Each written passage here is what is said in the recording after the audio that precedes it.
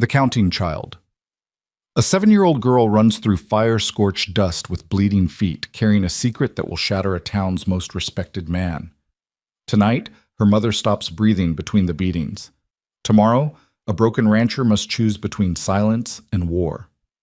If you're drawn to stories of courage rising from ashes, stay with me until the end. Hit that like button and comment what city you're watching from. I want to see how far Lila's voice can carry.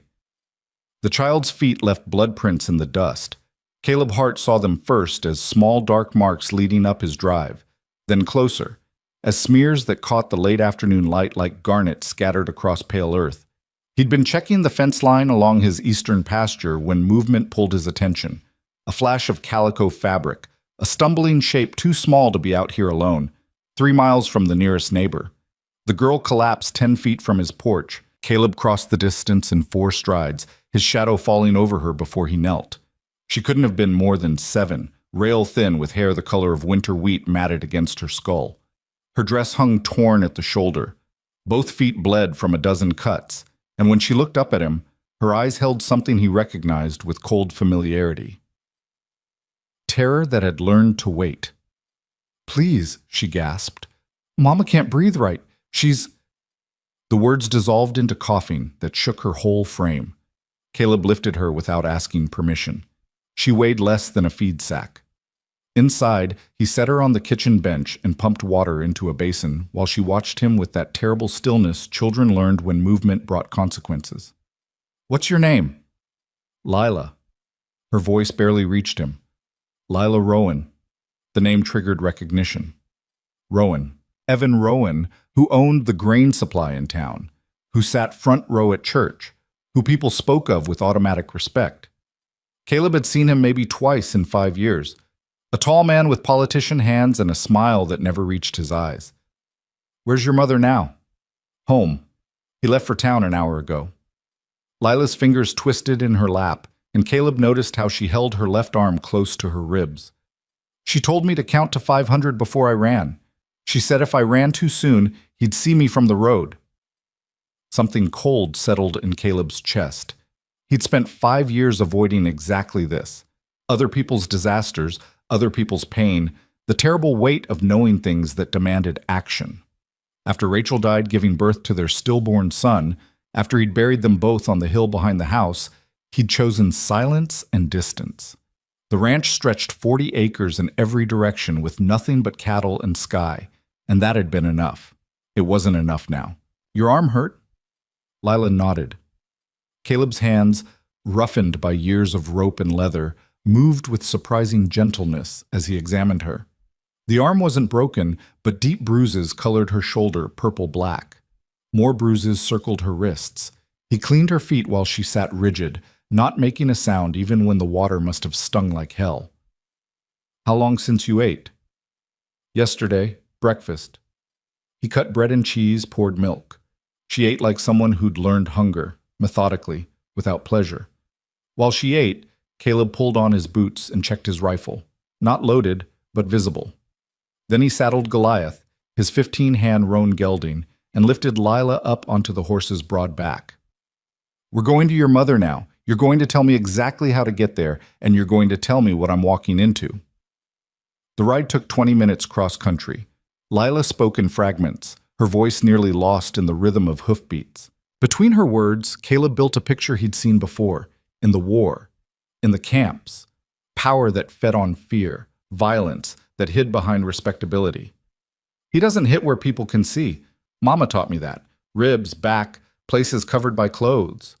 Lila's hands gripped Goliath's mane. "She counts too. After. She writes it down in her book. Every time. The date and what he did and how long until she could stand up again." "Where's this book?"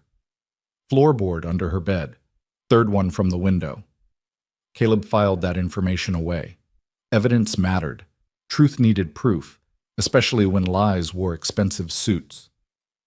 The Rowan house sat at the end of a tree-lined drive, white-painted with green shutters and a wraparound porch that spoke of prosperity.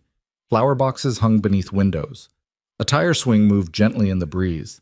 It looked like something from a catalog, the kind of home that promised safety. Caleb knew better than to trust paint and porches.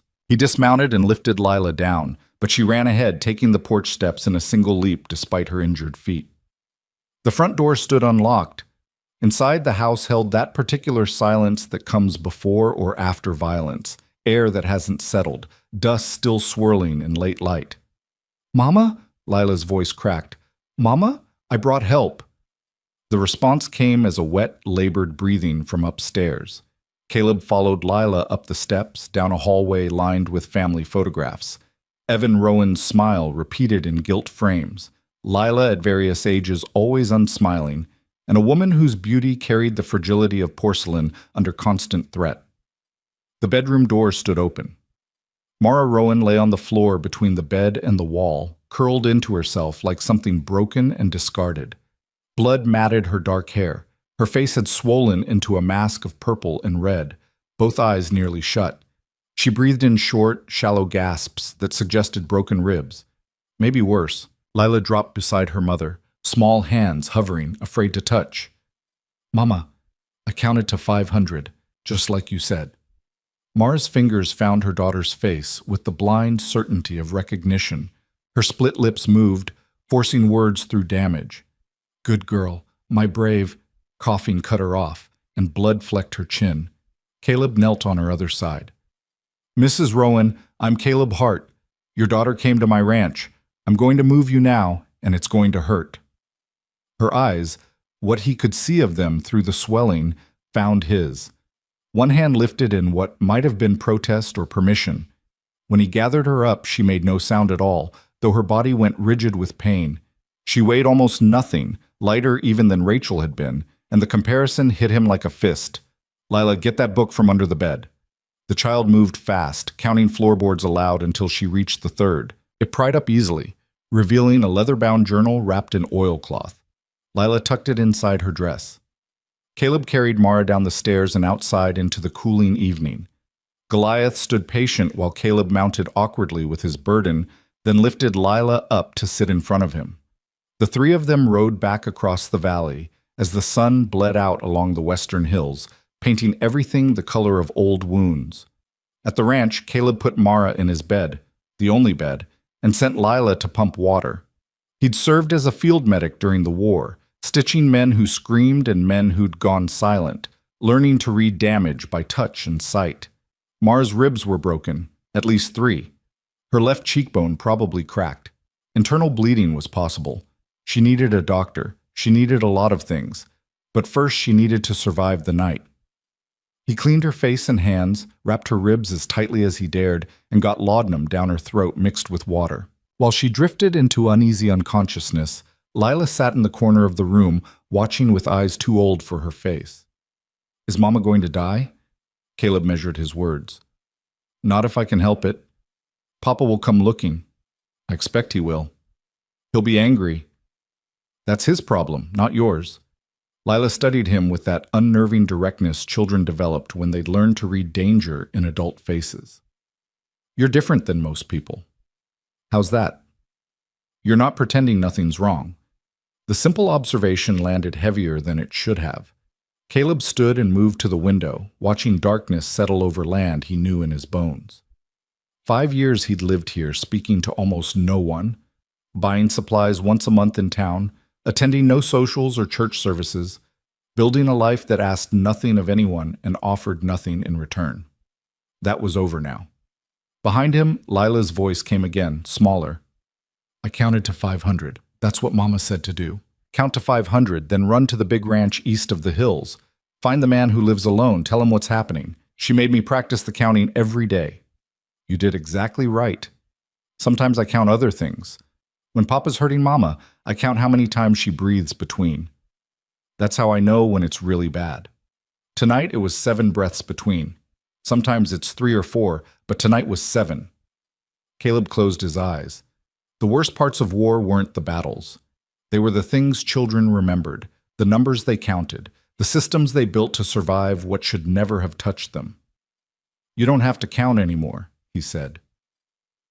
Lila didn't answer. The next 3 days passed in careful stillness.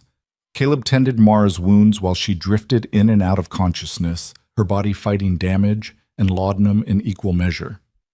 When she was awake, she didn't speak, just watched him with dark eyes that held questions she didn't ask. Lila helped where she could, pumping water, feeding the chickens, sitting vigil beside her mother in the hours before dawn when fever made Maura restless. The child moved through the house like a ghost, making herself small, useful, invisible. It took Caleb until the second day to realize she was doing exactly what she'd been taught. Take up no space, cause no trouble, give no reason for anger. "Lila," he said on the third morning, finding her washing dishes she'd already washed twice. "You live here now. You don't have to earn that." She looked at him with confusion. "Everything gets earned." "Not safety. Safety's not something you earn or lose. It just is." But even as he said it, Caleb knew he was lying. He'd lost his safety when Rachel died. These two had never had it at all. And now Evan Rowan would come, because men like that always did. He came on the fourth day. Caleb heard the horse before he saw it, a single rider approaching fast from the north road. He stepped onto the porch with his rifle, not aimed but ready, and watched Evan Rowan rein in his black gelding at the fence line. Even from a distance, Rowan cut an impressive figure. Tall, broad-shouldered, dressed in a suit that cost more than most men made in a year. His face held the kind of handsome that people trusted automatically. Strong jaw, clear eyes, features that suggested competence and control. "Mr. Hart," Rowan's voice carried easy authority. "I believe you have my wife and daughter. I have two people who came to me injured and afraid.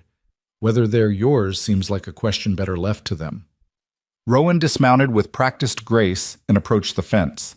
He didn't cross it, which showed either respect for property or calculation about positioning. Caleb figured the latter. "There's been a misunderstanding," Rowan said. "My wife is unwell. She has spells, delusions. Sometimes she hurts herself and doesn't remember. It's a sickness, Mr. Hart. A terrible burden for our family."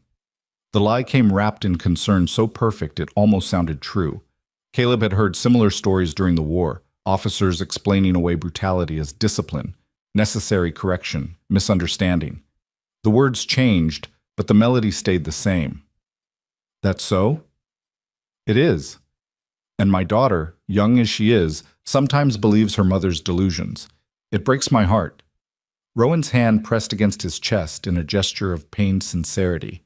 "I've consulted doctors, tried every treatment, but Maura refuses help. She runs, and I have to bring her back before she harms herself further. She's got 3 broken ribs and a cracked cheekbone. That's impressive self-harm." Something flickered behind Rowan's eyes, a coldness that vanished almost before it appeared. "You see? This is exactly the kind of detail that sounds convincing when Maura tells it. She's quite good at gaining sympathy. It's part of the illness. She hasn't told me anything. She's barely conscious." "Then perhaps you're operating on limited information." Rowan's tone shifted, became more pointed. "Mr. Hart, you're new to this area, relatively speaking. You don't know our family, our history. I'm asking you, man to man, to let me take my wife and daughter home where they belong." "No." The refusal hung in the air between them. Rowan's jaw tightened. "I could get the sheriff." "You could try. But I'd have questions about why your wife ran barefoot across 3 miles of rough country with a child who had to count to 500 before she felt safe to move. I'd want to know about the journal she keeps, documenting dates and injuries. I'd want to know why a 7-year-old can describe in detail which ribs hurt her mother most and how long it takes for different kinds of bruises to fade." Rowan went very still. "You have no right to keep my family from me. They're not things to be kept. They're people who made a choice." Maura's confused. She doesn't know what she's doing. She knew enough to teach her daughter an escape plan. For a long moment, neither man moved. Caleb watched Rowan's face cycle through calculations. Legal options, social pressure, violence. The violence option seemed to win. Rowan's hand drifted toward the pistol at his belt. "I wouldn't," Caleb said quietly. "I've killed men for less than what you've done, and I'd sleep fine after." The threat carried enough truth that Rowan's hand stopped. He stood at the fence, a man used to getting his way, discovering the limits of his power, and Caleb saw the exact moment when Rowan shifted from negotiation to war. "This isn't over," Rowan said. No, it's not.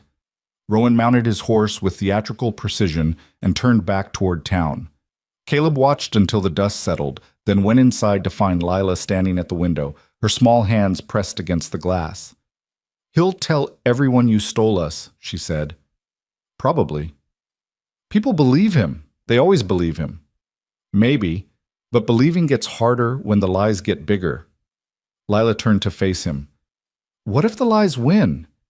Caleb thought about Rachel, about the war, about every time he'd seen truth lose to power and comfort to courage.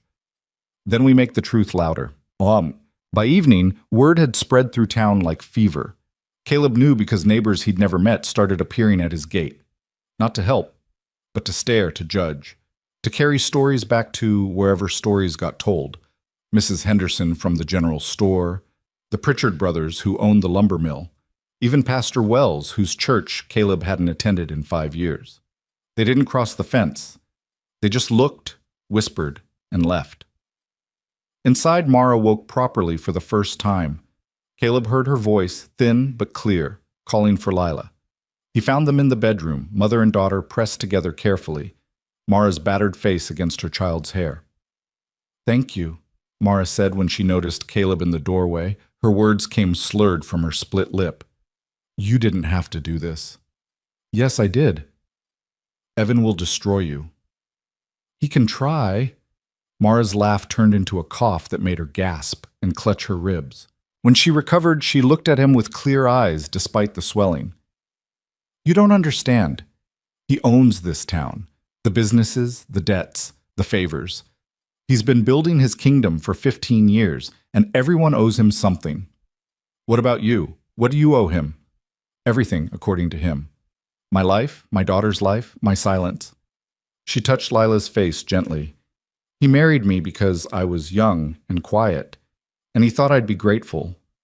And I was, for a while, before I learned what gratitude cost. The journal, Caleb said. Can I see it? Lila retrieved the leather-bound book from where she'd hidden it under the kitchen sideboard.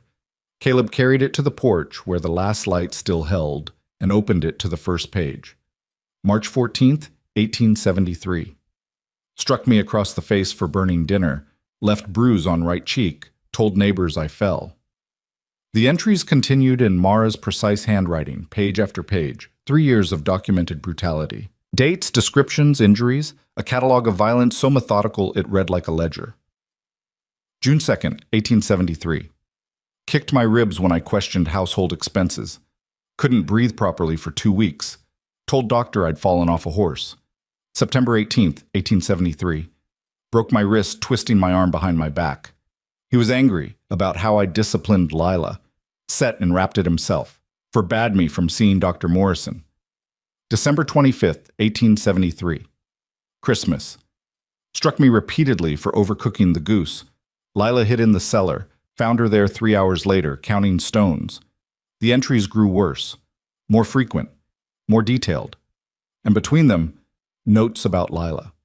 How the child had started counting as a way to measure time, to predict danger, to survive. April 3rd, 1874.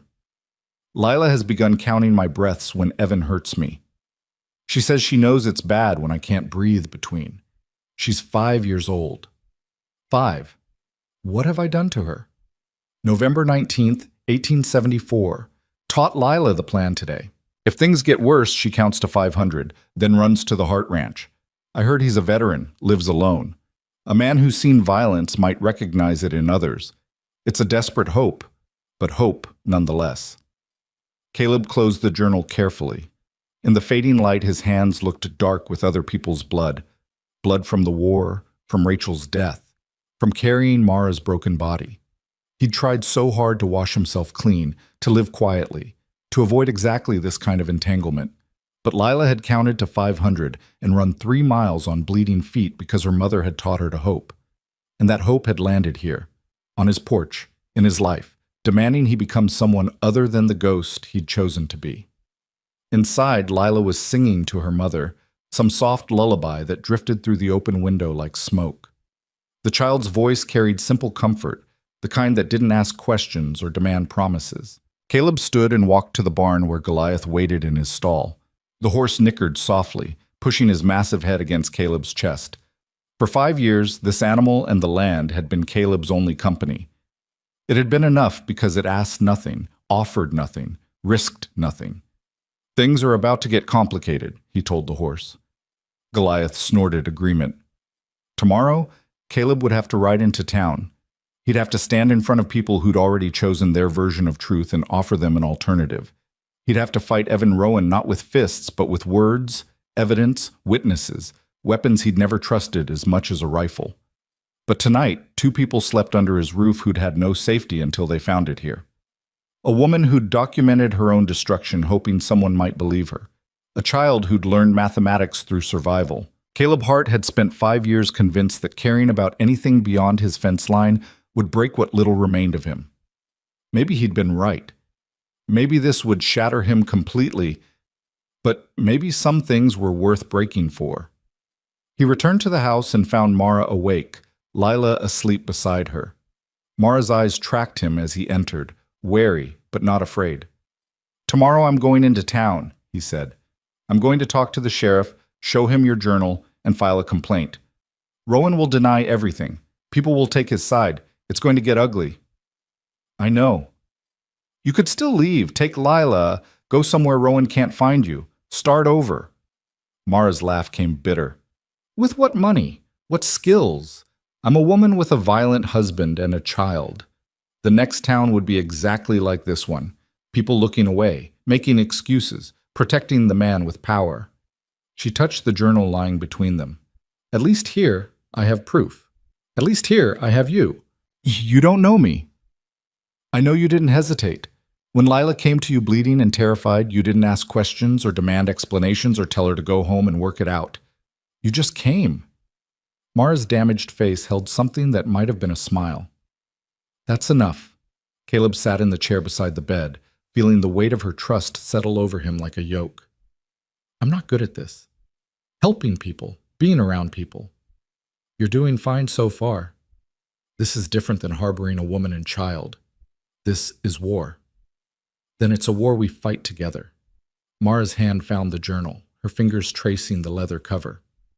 "I've been counting too, Mr. Hart. Days, hours, injuries, numbers that added up to nothing but survival. Maybe it's time those numbers meant something else. Maybe it's time they added up to truth." Outside, the wind picked up, carrying the smell of dust and sage and the promise of storms building west. Caleb listened to Lila's breathing, even and steady, the sound of a child sleeping without counting. For now, this house held peace. Tomorrow would bring whatever it brought. But tonight, the child wasn't counting, and that seemed like enough to fight for. Dawn came cold and clear, the kind of morning that made promises the day wouldn't keep. Caleb rose before light touched the eastern hills, moving through the familiar rhythms of ranch work, feeding stock, checking water troughs, mending fence that didn't need mending. His hands knew the motions well enough that his mind could wander, and it wandered to the town he'd have to face in a few hours. Inside, he found Maura awake and sitting upright despite the pain it clearly cost her. She'd washed her face somehow, though the bruises had darkened overnight into shades of purple and green that made her features almost unrecognizable. Lila sat beside her mother, braiding and unbraiding a length of old rope. "You don't have to do this," Maura said when Caleb entered. Her voice still carried that slurred quality from her split lip. "I can take Lila and disappear, save you the trouble." "Where would you go?" She didn't answer, which was answer enough. Caleb poured coffee and set the pot on the table between them.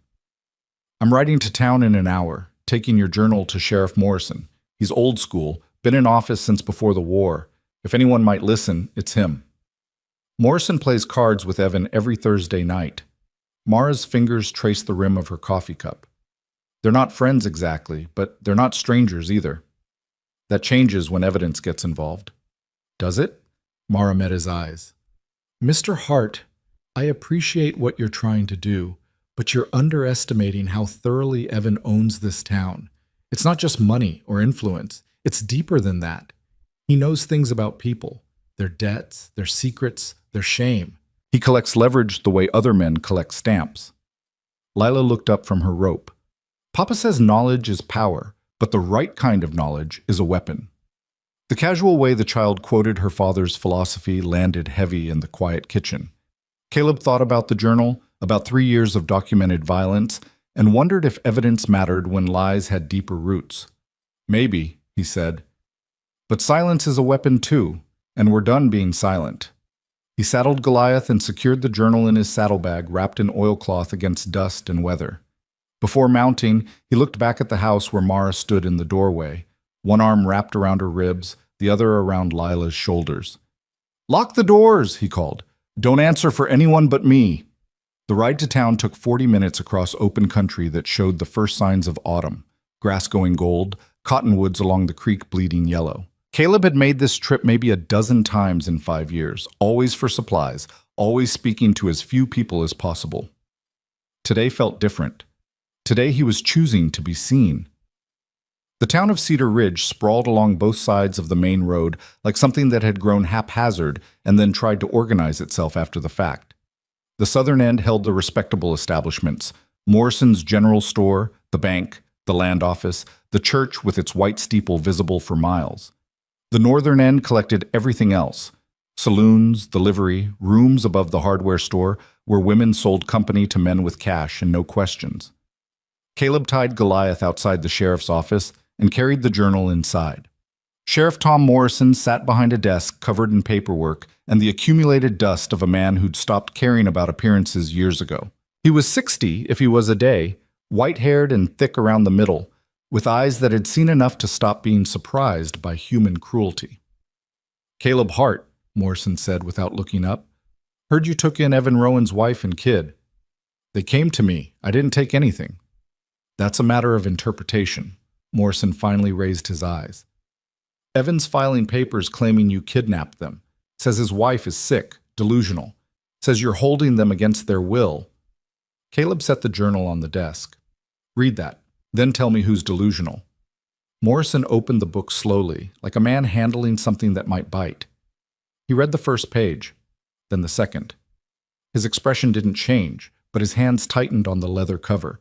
After 5 pages, he closed it. "Where'd you get this?"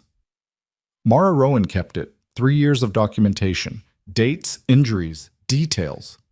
Could be fabricated. Could be, but her face tells the same story. 3 broken ribs, cracked cheekbone, bruises in places that don't come from falling down stairs." Caleb leaned forward. Her daughter ran 3 miles barefoot to find help because her mother taught her to count to 500 before running so her father wouldn't see. "That's not delusion, Sheriff. That's survival." Morrison sat back in his chair, which creaked under his weight. "You know what you're asking me to do?" "Evan Rowan is a pillar of this community. He employs half the town directly or indirectly. He bankrolled the new church roof. Hell, he paid for my nephew's medical schooling." "So you owe him." "So everyone owes him." Morrison's voice carried weary truth. "That's how he operates. Little favors, generous loans, timely assistance. Then when he needs something, people remember what they owe." "What do you owe him?" The silence stretched long enough that Caleb thought Morrison might not answer. Finally, the older man sighed. "My daughter got in trouble a few years back. Gambling debts in Denver. Evan paid them off quietly, asked nothing in return, just said he understood family came first. And now family comes second to gratitude?" Morrison's jaw tightened. "You got no right to judge what you don't understand." "I understand plenty. I understand that good men do nothing while bad men build kingdoms.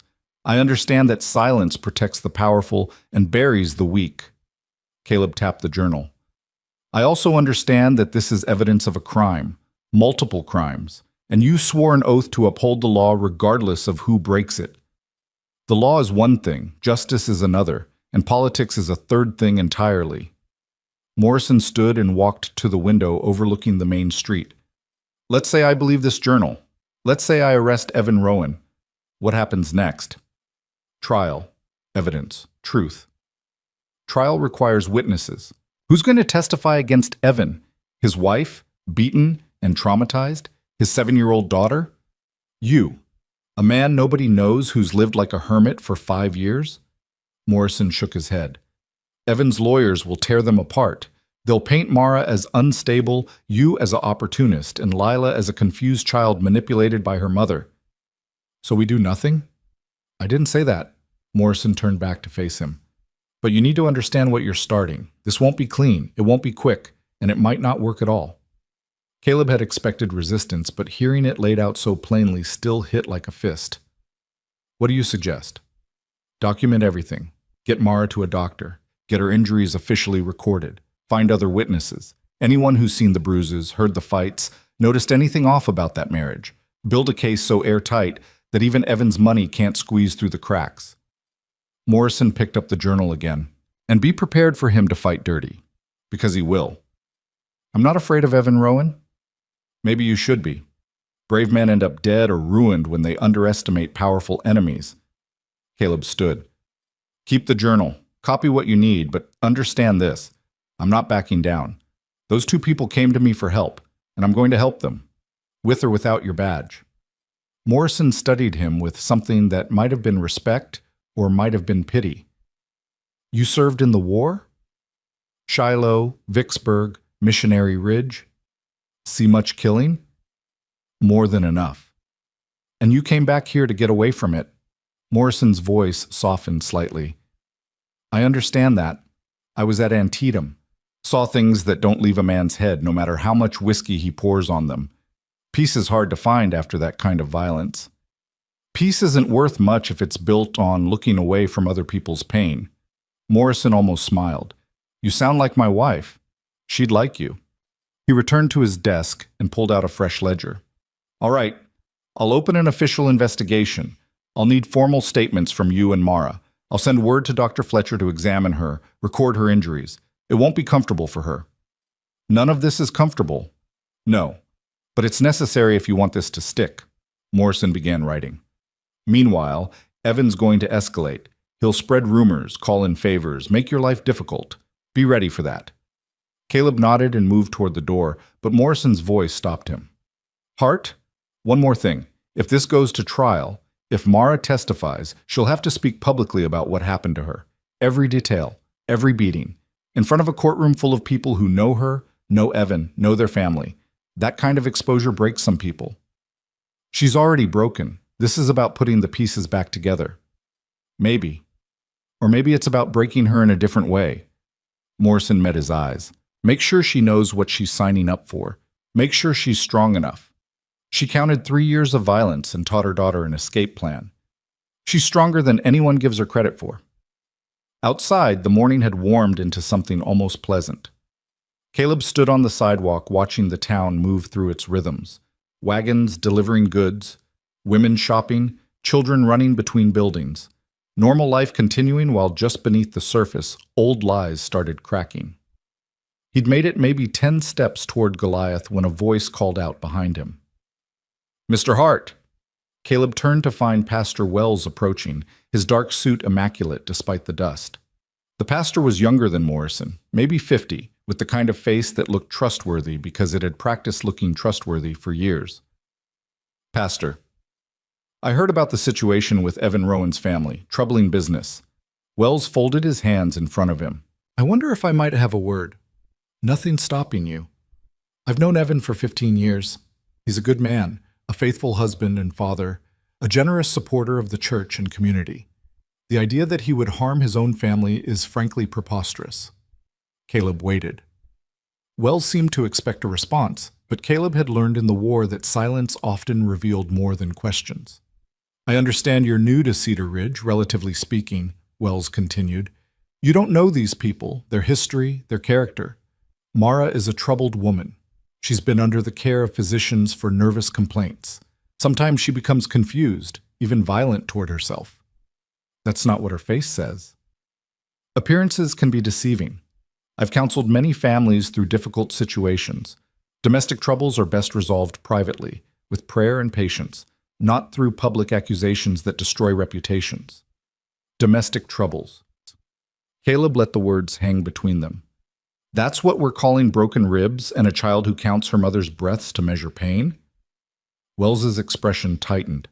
I'm trying to help you, Mr. Hart. You're involving yourself in matters you don't understand. Evan is an important man. Making an enemy of him would be unwise. I'm not trying to make an enemy, I'm trying to tell the truth. Truth is subjective in matters of marriage. What happens between a husband and wife in their own home is private, sacred even. The church teaches that women should submit to their husbands, that men are the head of the household. Perhaps Maura simply needs reminding of her proper place. The words landed like a slap, and Caleb felt something cold settle in his chest, the same cold that had come before violence during the war, when talking stopped working and other solutions became necessary. Pastor, I'm going to give you the benefit of doubt and assume you're ignorant rather than complicit. But let me be clear, if you think beating a woman unconscious is teaching her her place, then your church and my conscience have nothing to say to each other. Wells's face flushed. You blaspheme. The good book clearly states, I don't care what your book says if you're using it to justify cruelty. Maura Rowan came to me with her daughter, both of them broken and terrified. That's not marriage. That's slavery. You have no right to judge. I have every right. And so do you, if you'd use it for something other than protecting powerful men who hide behind Scripture. Caleb turned away, but Wells grabbed his arm. The pastor's grip was surprisingly strong for a man who worked with words instead of tools. You're making a mistake. Evan will ruin you. This town will turn against you. And for what? A woman who's probably lying and a child too young to understand what she's saying? Caleb looked down at Wells's hand on his arm, then back up at the pastor's face. Let go. Something in his voice must have carried enough threat because Wells released him immediately, stepping back. Caleb continued to Goliath, mounted, and rode north without looking back. But he felt the pastor's eyes following him all the way out of town.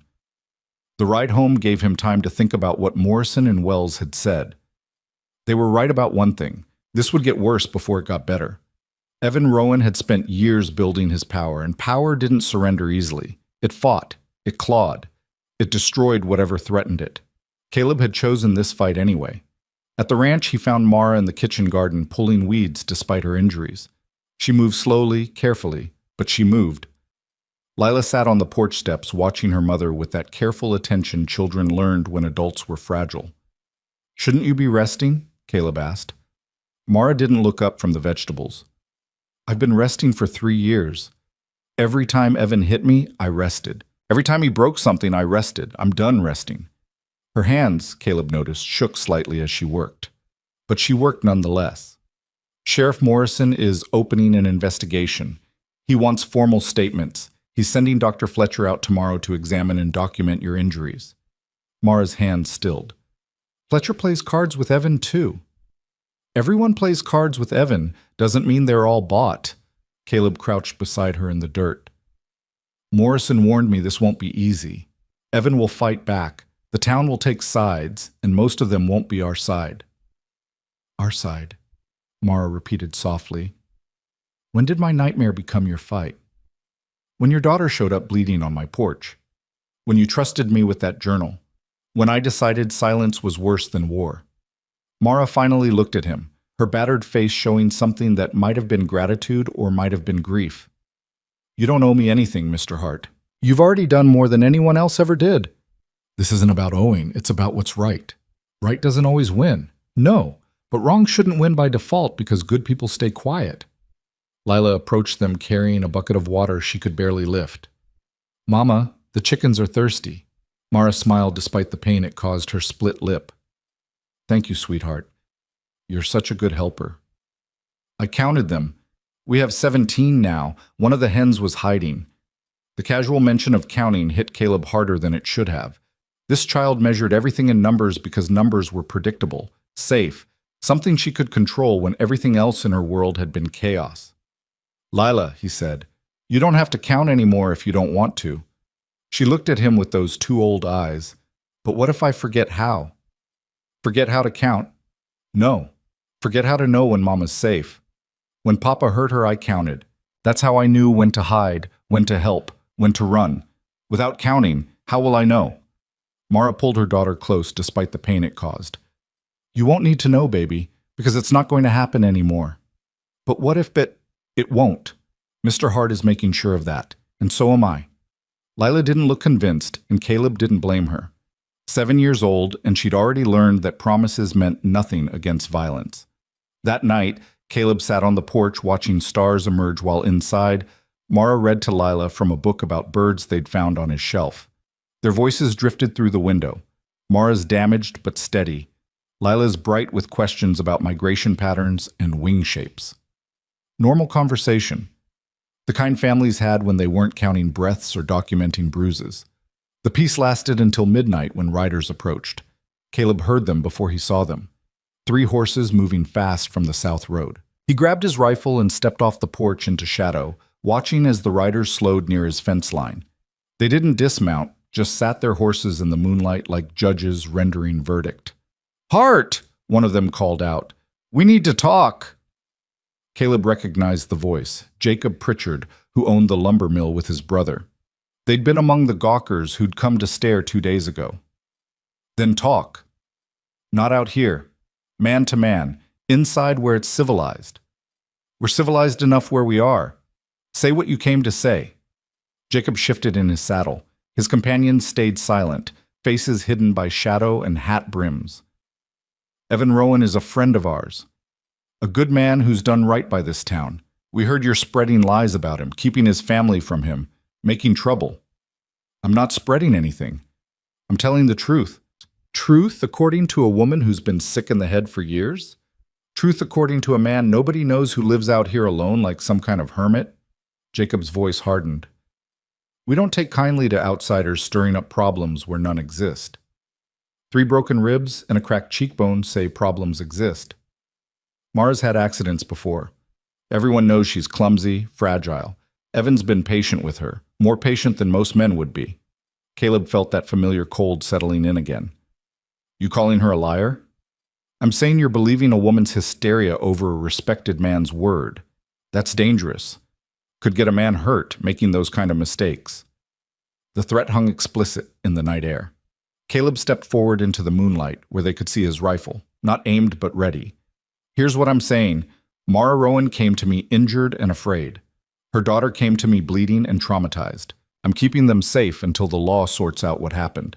If Evan Rowan has a problem with that, he can take it up with Sheriff Morrison. And if you 3 have a problem with that, you can try taking it up with me.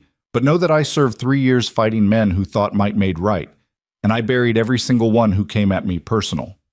The riders exchanged glances. Whatever they'd expected, naked threat delivered with complete calm wasn't it.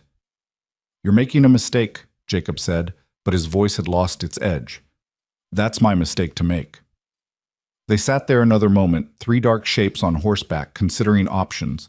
Then Jacob turned his mount and the others followed, disappearing back toward town without another word.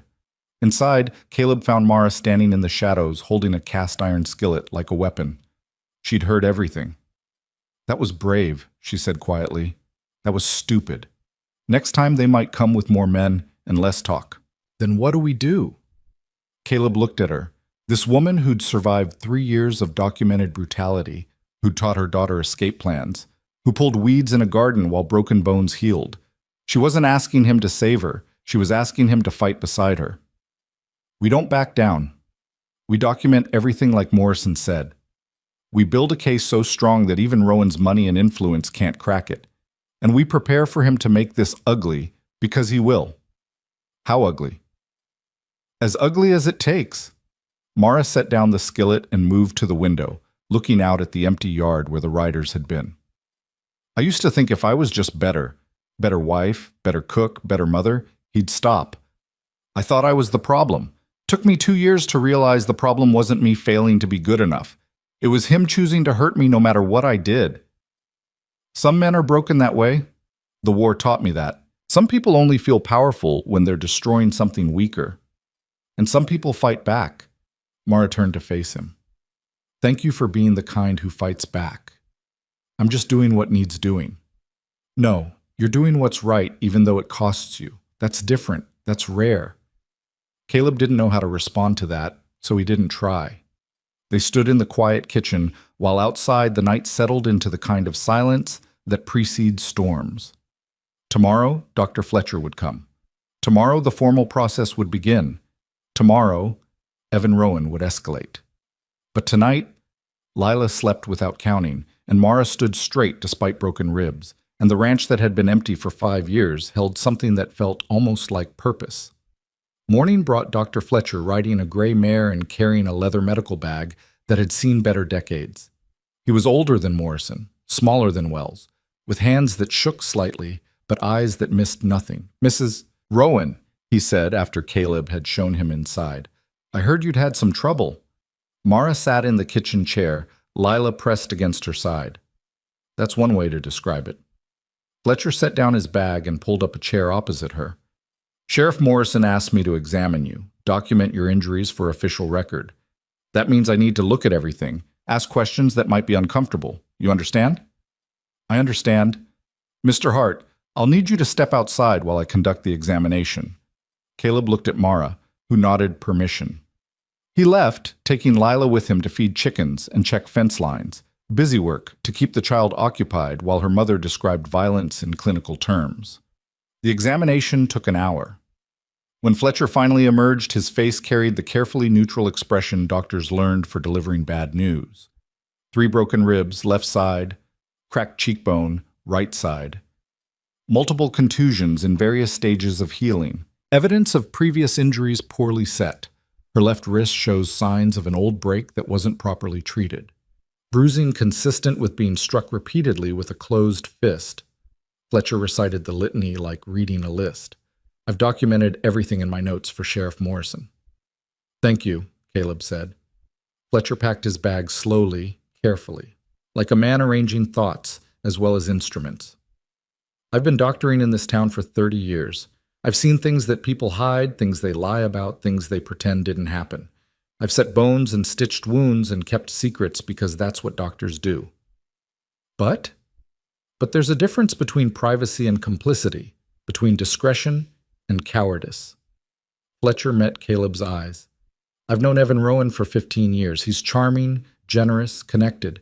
He's also brought his wife to me 4 times for injuries he claimed were accidents, falls, clumsiness, her own delicate constitution. I believed him because believing him was easier than asking hard questions. And now? Now I'm asking, now I'm documenting, now I'm telling you that if this goes to court, I'll testify to what I found today and what I should have seen years ago." Fletcher's hands tightened on his bag. "It won't make me popular, might cost me patience, but some things matter more than popularity." After Fletcher left, Caleb found Maura in the bedroom staring at nothing. Lila had fallen asleep on the bed, exhausted by worry and waiting. "He believed you," Caleb said. "He believed the evidence. That's different." Maura's voice came flat, emotionless. "Do you know what it's like, describing your own destruction to a stranger? Listing injuries like grocery items? This bruise, that break, these scars.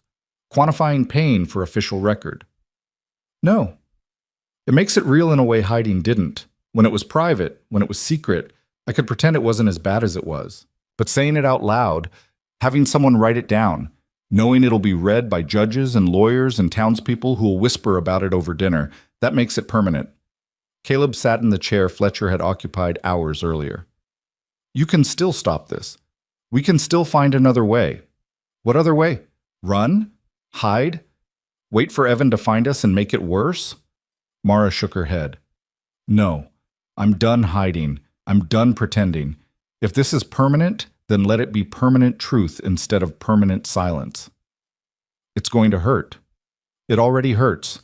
At least this hurt has purpose." That afternoon, word came via a rider Caleb didn't recognize, a summons to appear before Judge Harrison in 3 days for a hearing regarding custody of Lila Rowan and the disposition of Maura Rowan. Evan Rowan had filed formal complaints. The legal war had begun. Caleb rode back to town to find Morrison, who looked older and more tired than he had 2 days ago. "Harrison's tough but fair," Morrison said. "He won't be swayed by Evan's money alone. But he'll want to see real evidence, hear credible testimony. This hearing will determine if Maura keeps custody of Lila or if Evan gets them back. Based on what we've shown you, how can that even be a question?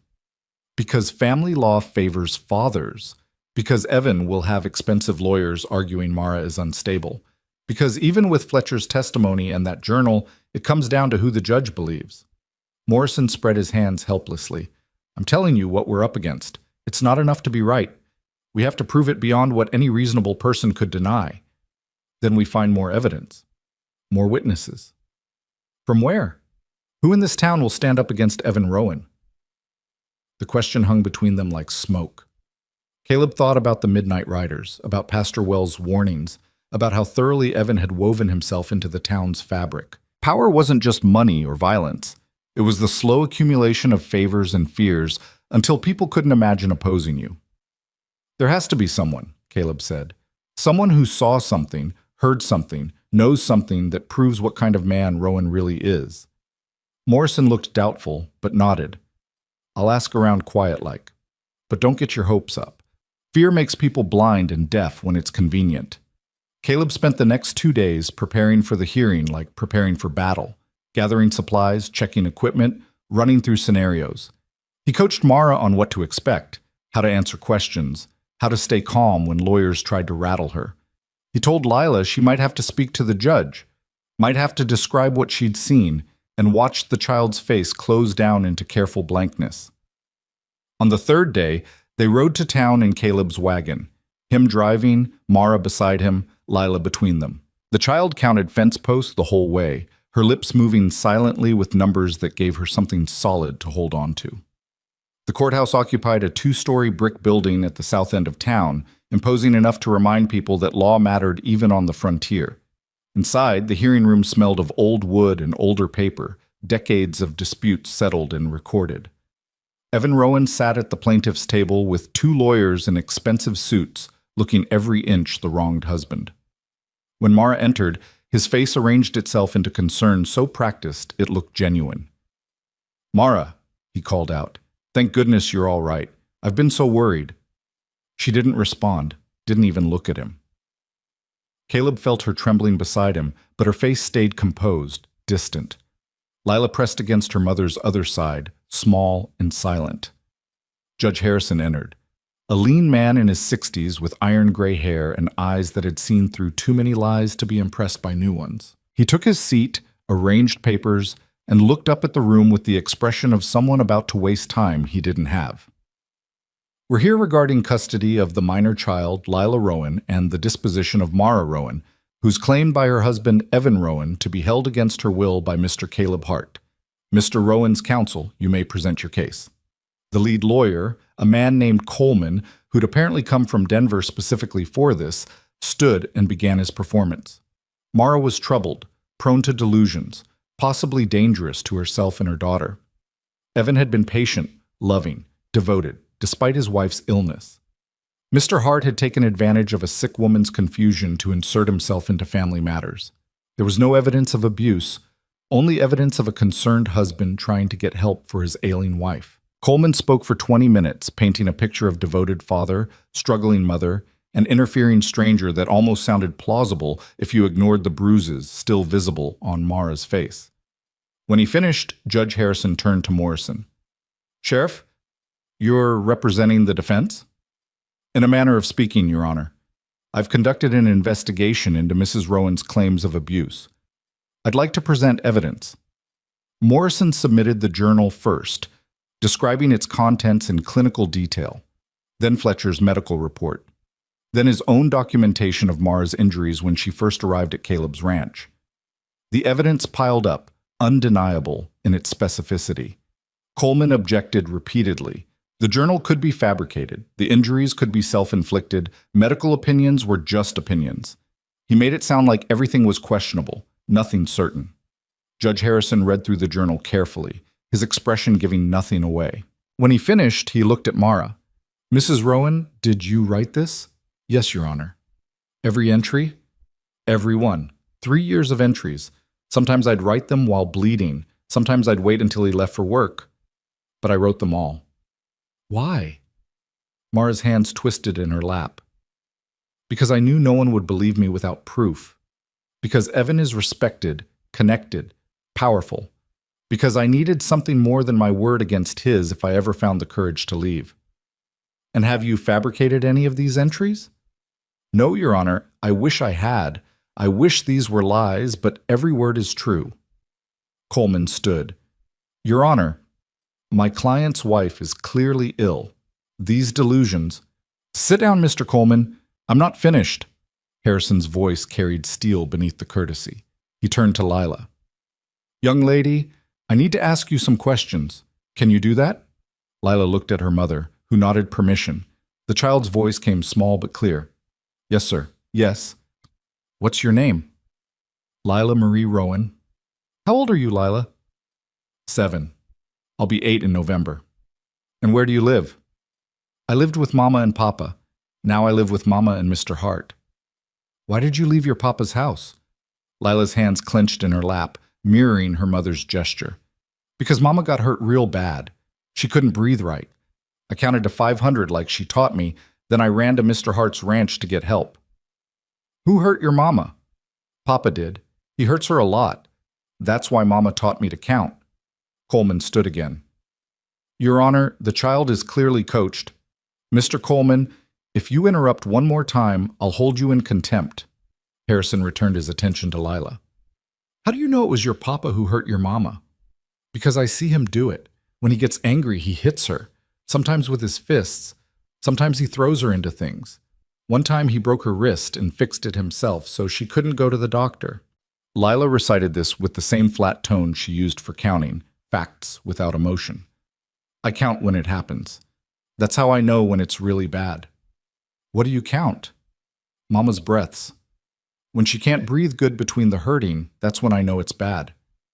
That night before I ran, she breathed 7 times between. That's really bad. Usually it's 3 or 4, but 7 means she might die. The courtroom had gone absolutely silent. Even Coleman seemed at a loss for objections. Harrison leaned forward. Lila, do you want to go back to living with your papa? No, sir. Why not? Because he'll hurt Mama again. And maybe he'll hurt me too. He said if I ever told anyone, he'd make sure I regretted it. Lila's voice dropped to a whisper. I don't want to regret telling the truth. Harrison sat back, his face carved from stone. He looked at Evan, who'd maintained his mask of concerned husband throughout. Mr. Rowan, do you wish to testify? Evan stood with practiced grace.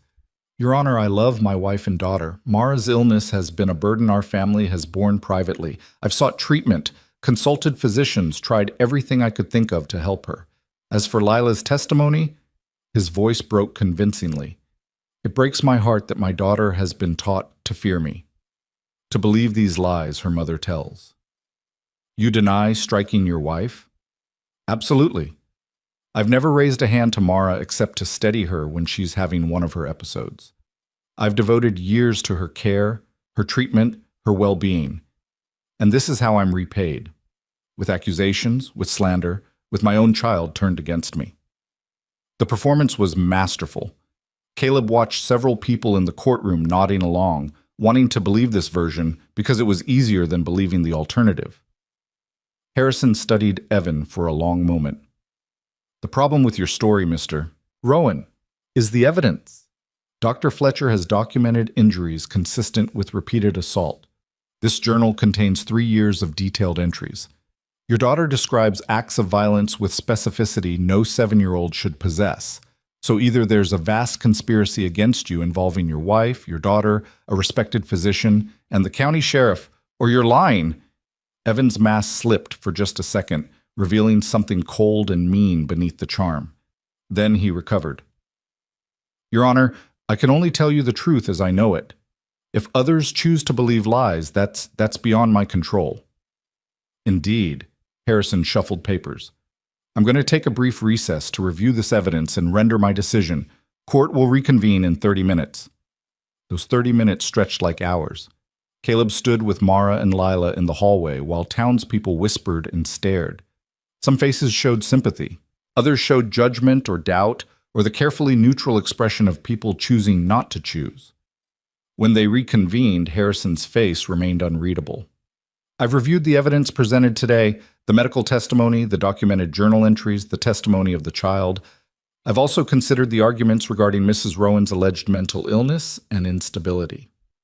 He paused, and in that pause, Caleb felt Maura stop breathing beside him. In my 30 years on the bench, I've seen many cases of domestic discord. I've seen genuine mental illness, and I've seen violence disguised as care. I've learned to tell the difference. Harrison looked directly at Evan. Mr. Rowan, based on the evidence presented, I find your claims of your wife's delusion to be entirely fabricated.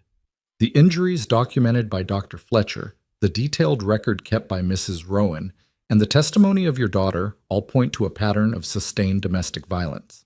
Evan's lawyers erupted in objections, but Harrison silenced them with a look. Therefore, I'm ruling as follows. Custody of Lila Rowan is granted to her mother, Maura Rowan. Mr. Rowan, you are prohibited from contact with your wife or daughter pending a full criminal investigation into allegations of assault. Mrs. Rowan is granted protection under territorial law, and any attempt to approach or threaten her will result in immediate arrest. The courtroom exploded in noise, some supportive, some shocked, all loud. Caleb felt Maura sag against him, held upright only by will in his arm around her shoulders. Lila pressed against them both, not crying but shaking. Evan stood slowly, his face transformed into something barely human. When he looked at Maura, his eyes promised violence that his mouth couldn't voice. This isn't over, he said quietly, but the words carried. No, Harrison agreed. It's not. Sheriff Morrison will be filing criminal charges. You'll have your day in court, Mr. Rowan. I suggest you use it to tell the truth for once. They left through the side exit to avoid the crowd, but Caleb could feel eyes following them, feel the town's opinion shifting and fracturing. Some people would believe the evidence. Others would cling to their image of Evan Rowan regardless of facts. But Maura had custody. Lila was safe. The counting could stop, at least for now. The ride back to the ranch felt longer than the journey in, though Goliath pulled the wagon at the same steady pace. Maura sat rigid beside Caleb, her hands folded so tightly in her lap that her knuckles had gone white. Lila dozed against her mother's side, exhausted by testimony and tension, her lips still moving silently with numbers even in sleep. They were a mile from town when Caleb noticed the riders. 3 men on horseback keeping pace about a quarter-mile behind, close enough to be seen, but far enough to avoid direct confrontation. Caleb recognized one of them, Jacob Pritchard, who'd come with his midnight warnings days ago. The other 2 stayed anonymous behind distance and hat brims. Don't look back, Caleb said quietly. We're being followed. Maura's breathing quickened. Evan? His friends, making sure we know they're watching. What do we do? Nothing. They want us scared. Best thing we can do is not give them the satisfaction. But his hand moved to the rifle tucked beneath the wagon seat, and he watched the riders in his peripheral vision while pretending total unconcern. They followed all the way to the ranch boundary, then stopped at the fence line and sat their horses like sentinels marking territory. Caleb helped Maura and Lila down from the wagon, unhitched Goliath, and went through the evening routine of feeding and watering stock while those 3 dark shapes watched from the distance. When he finally went inside, they were still there. They'll leave eventually, he told Maura, who stood at the window staring out at them.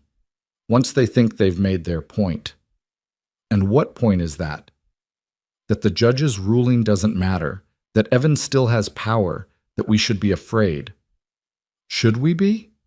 Caleb thought about the war, about night attacks, and the particular terror of waiting for violence you knew was coming but couldn't predict. Fear's useful when it makes you careful. Useless when it makes you paralyzed. We'll be careful. The riders stayed until full dark, then disappeared into the night like ghosts. But Caleb knew they'd be back. Men like that always came back. That night he slept in the chair on the porch with his rifle across his lap, watching the darkness and listening for hoofbeats. None came. The night passed quiet except for wind through the cottonwoods and the distant yipping of coyotes hunting rabbits in the far pasture. Morning brought Morrison riding alone, his face carrying news before his mouth formed words. Evan's filing an appeal, the sheriff said without preamble. Claims Harrison was biased, that the evidence was circumstantial, that Maura manipulated the court. Caleb had expected this, but hearing it confirmed still hit hard. How long until the appeal hearing? 3 weeks, maybe 4. Has to go before the territorial circuit judge when he makes his rounds. Morrison dismounted and accepted the coffee Maura brought out, though his hand shook slightly, holding the cup. There's more. Evans hired investigators from Denver. They're digging into your background, Hart, looking for anything they can use to discredit you as a witness. They won't find much. I worked my ranch, kept to myself, paid my bills on time. What about before? During the war? Caleb's jaw tightened. I served, did what soldiers do, killed men who were trying to kill me. Any incidents? Anything that could be twisted to make you look violent, unstable, dangerous? The question pulled up memories Caleb had spent 5 years trying to bury. Shiloh, where he'd shot a Confederate officer who'd been 17 at most.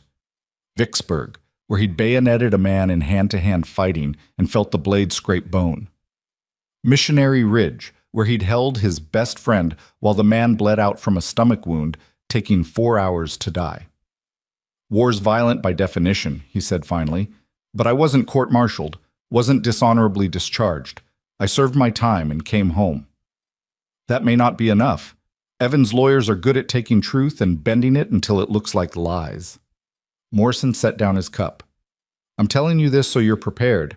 They're going to make you out to be some kind of violent recluse who kidnapped a vulnerable woman and her child. Let them try. The evidence speaks for itself. Evidence can be explained away. Juries believe stories more than facts, and Evan's lawyers tell better stories than we do. Morrison moved toward his horse, then paused. There's one more thing. Pastor Wells has been preaching about the sanctity of marriage, about wives submitting to husbands, about outside agitators destroying families. He hasn't mentioned you by name, but everyone knows who he means. Maura spoke from the doorway. The church has always protected Evan. It's part of how he built his power. Well, it's working. Half the town thinks you're a poor, confused woman led astray. The other half thinks you're a liar destroying a good man's reputation. Morrison's voice carried tired resignation. Truth's losing to comfort again. After Morrison left, Caleb found Maura in the kitchen garden again, pulling weeds with methodical precision despite her healing ribs. The bruises on her face had faded to yellow and green, making her look sickly rather than injured. You should rest, he said. I rested for 3 years while Evan built his kingdom, while he wove himself into every corner of this town until opposing him meant opposing everything. Her hands moved faster, ripping weeds with unnecessary force. I thought winning in court would be enough. I thought evidence and truth would matter. They do matter. Do they? Because it seems like Evan's story is winning even after we proved him a liar. She sat back on her heels, dirt streaking her dress. Maybe I should have just run. Taken Lila somewhere far away where no one knew us, started over with nothing. You'd have spent the rest of your life looking over your shoulder, waiting for him to find you. At least this way you're fighting. Fighting what? His money? His influence? His ability to make people believe black is white if it suits them? Maura's voice cracked. I'm so tired of fighting, Mr. Hart. So tired of being afraid. Of counting days between violence. Of teaching my daughter to survive instead of live. Caleb knelt beside her in the dirt. Then let me fight for a while. You've carried this alone for 3 years. You don't have to carry it alone anymore. Why? The question came raw, desperate. Why do you care? You don't know me. You don't owe me anything. You could send us away right now and go back to your quiet life with your cattle and your solitude. Because 7 years old is too young to know how to measure her mother's pain by counting breaths. Because violence that hides behind respectability is still violence. Because... Caleb stopped, searching for words that captured something he barely understood himself. Because Rachel died, and I couldn't save her, couldn't do anything but watch her slip away.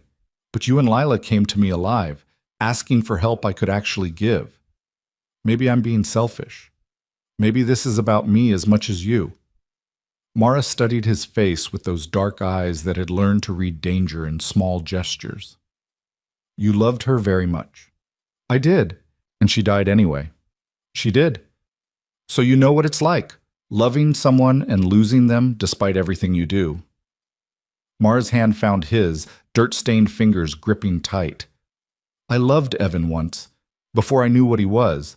Before the first time he hit me and then cried and apologized and promised it would never happen again. I loved the man I thought he was, and when that man disappeared, I kept loving the memory while the reality destroyed me piece by piece. That's not love. That's survival. Maybe, but survival looks like love sometimes when you're drowning, Lila's voice called from the house, high and frightened. "Mama! Mr. Hart! Someone's coming!" They ran to the front of the house where Lila stood on the porch, pointing at the road. A buggy approached, elegant and expensive, pulled by matched bays that cost more than most families made in a year. As it drew closer, Caleb recognized the driver. A woman in her 50s, dressed in black silk despite the dust, with iron gray hair and a face that suggested she'd been beautiful before life had carved it into something harder. The buggy stopped at the gate. The woman descended without waiting for assistance and approached with the bearing of someone used to being obeyed. "Mrs. Rowan," she said, "my name is Margaret Carlyle. I need to speak with you." Maura tensed. "I don't know you." "No, but I know your husband. Or rather, I knew what he was before you did." Margaret's eyes flicked to Caleb. "May we speak privately?" Caleb looked to Maura, who nodded slowly. They moved to the porch while Lila stayed inside, watching through the window.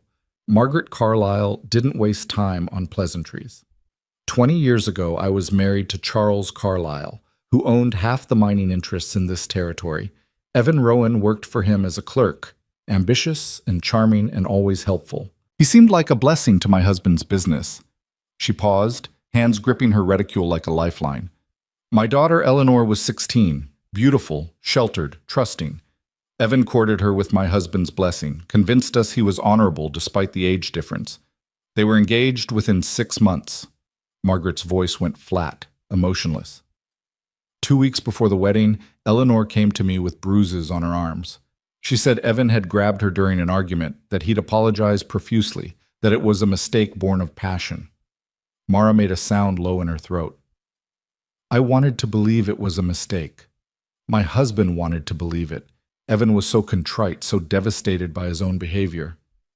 The wedding went forward. Margaret's eyes closed. 3 months later, Eleanor was dead. Officially, she fell down the stairs. But I knew. I'd seen the fear in her eyes, the way she flinched around her own husband. I knew, and I said nothing. The silence that followed felt heavy as gravestones. "Why are you telling me this?" Maura asked. "Because when I heard you'd taken Evan to court, when I heard you'd documented his violence and fought back, I realized I'd let my daughter's death mean nothing. I protected Evan's reputation to protect my own. I let him walk away unpunished because admitting the truth would have destroyed my family's standing in society." Margaret opened her eyes, and they held a grief that time hadn't dimmed. "I won't make that mistake again." "What are you offering?" Caleb asked. "Testimony. Documentation. Eleanor kept a diary describing Evan's abuse. I've held on to it for 20 years, too cowardly to use it, but too guilty to destroy it." She pulled a small leather-bound book from her reticule. "It's yours now. Let my daughter's words help save you where they couldn't save her." Maura took the diary with shaking hands. "Mrs. Carlyle, Don't thank me. This doesn't absolve me of letting Eleanor die unavenged, but perhaps it prevents him from destroying another family." Margaret turned toward her buggy, then looked back. "Evan will fight this with everything he has. He'll lie, manipulate, threaten. He's had 20 years to perfect his methods, but you have something Eleanor didn't." "What's that?" "You have people who believe you. Use them. Fight him with everything you've got. Make sure my daughter didn't die for nothing." She left in a swirl of black silk and dust, her buggy disappearing toward town while Maura stood holding 2 journals, her own and Eleanor Carlyle's, 2 women separated by 20 years and united by one man's violence. That night, Maura read Eleanor's diary aloud while Lila slept and Caleb listened from his chair by the fire. The entries could have been Maura's own, the same progression from hope to fear, from love to survival, from believing promises to counting injuries. When Maura finished, her voice had gone hoarse. She was 16 years old and married to a man who killed her within months. "And he walked away clean," Caleb said. "Built his reputation, made his fortune, and did it all again with you. How many others do you think? Between Eleanor and me, how many women did he hurt?" The question hung unanswered because some questions had no good answers. Caleb stood and moved to the window, watching darkness settle over land that had seemed safe until violence had found it again. "Tomorrow I'm riding to the territorial capital," he said. Morrison mentioned the circuit judge handles appeals. I want to make sure he sees both journals before Evan's lawyers get to him first. That's 3 days' ride each way. Then I'd better leave early. What if Evan comes here while you're gone? Caleb turned to face her. Morrison's agreed to send a deputy to watch the ranch. His name's Thomas Webb, young but reliable. He'll stay here while I'm traveling. I don't need a babysitter. No, but you need backup. Evan's lost his legal advantage. He's going to get desperate, and desperate men do stupid things. Maura looked at Eleanor's journal in her lap, at the words of a girl who'd trusted the wrong person and paid with her life. What if the circuit judge doesn't care? What if he's another man who thinks wives should submit regardless of what submission costs? Then we'll find another way. But we try this first. The deputy arrived at dawn, a lanky kid barely 20 with earnest eyes and a rifle he clearly knew how to use. Morrison had chosen well. Webb took up position on the porch while Caleb saddled Goliath and packed provisions for 6 days' hard riding. Maura walked him to the horse, Lila trailing behind counting pebbles she'd collected from the drive. Be careful, Maura said. Always am. I mean it. Evan's investigators might be watching the roads. If they realize what you're carrying, let them try to stop me. Caleb swung into the saddle, the journals wrapped in oilcloth and secured in his saddlebag. Morrison knows where I'm going. If I'm not back in 7 days, he'll come looking. 7 days is a long time. It's what it takes. Lila looked up from her counting. Mr. Hart, will you bring Mama something nice from the Capitol? Something that doesn't hurt? The question, asked with a child's simple hope, landed heavier than it should. Caleb thought about all the things that could be brought that didn't hurt. Books, ribbons, candy, 100 small luxuries, and how little they mattered against the weight of accumulated pain. I'll bring back justice if I can find it, he said. Justice is good, but candy would be nice too. Despite everything, Caleb almost smiled. I'll see what I can do. The ride to the territorial capital took 3 days of hard travel across country that went from grassland to foothills to the high mountain passes that still held snow in their shadowed places. Caleb pushed Goliath as hard as he dared, camping rough at night and eating jerky and hardtack while his mind churned through scenarios. He reached the capital on the evening of the 3rd day, a town twice the size of Cedar Ridge with actual paved streets and buildings that rose 3 stories, impressive by frontier standards. The courthouse occupied the central square, imposing stone construction that spoke of permanence and authority. Caleb stabled Goliath, took a room at a boarding house, and presented himself at the courthouse the next morning when the doors opened. The clerk who greeted him was a thin man with spectacles and the harried expression of someone drowning in paperwork. I need to see Judge Marcus Thornton, Caleb said, regarding an appeal scheduled from Cedar Ridge. Judge Thornton's calendar is full. You'll need to file a petition and wait for... Caleb set both journals on the clerk's desk. Tell him these document 20 years of domestic violence by the same man. Tell him one woman's already dead and another's fighting for her life. Tell him I'll wait as long as it takes, but I'm not leaving until he reads them. The clerk stared at the journals like they might bite, then at Caleb's face, which apparently convinced him this wasn't a bluff. Wait here. An hour passed, then 2. Caleb sat on a hard bench watching lawyers and petitioners flow through the courthouse like water through a mill, everyone fighting for some piece of justice or mercy or simple acknowledgement. Finally, the clerk returned. Judge Thornton will see you. 15 minutes, no more. Marcus Thornton's office occupied the top floor with windows overlooking the mountain peaks that ringed the Capitol. The judge himself was younger than Caleb expected, maybe 50, with sharp eyes and the build of a man who'd worked with his hands before working with his mind. Mr. Hart, Thornton said without preamble, my clerk says you have evidence regarding domestic violence. Caleb handed over the journals. The first documents 3 years of abuse by Evan Rowan against his current wife, Maura. The second documents similar abuse 20 years ago against Eleanor Carlisle, who died 3 months after marrying the same man. Thornton opened Maura's journal first, reading several entries before moving to Eleanor's. His face remained carefully neutral, but his hands tightened on the leather covers. This Eleanor Carlisle.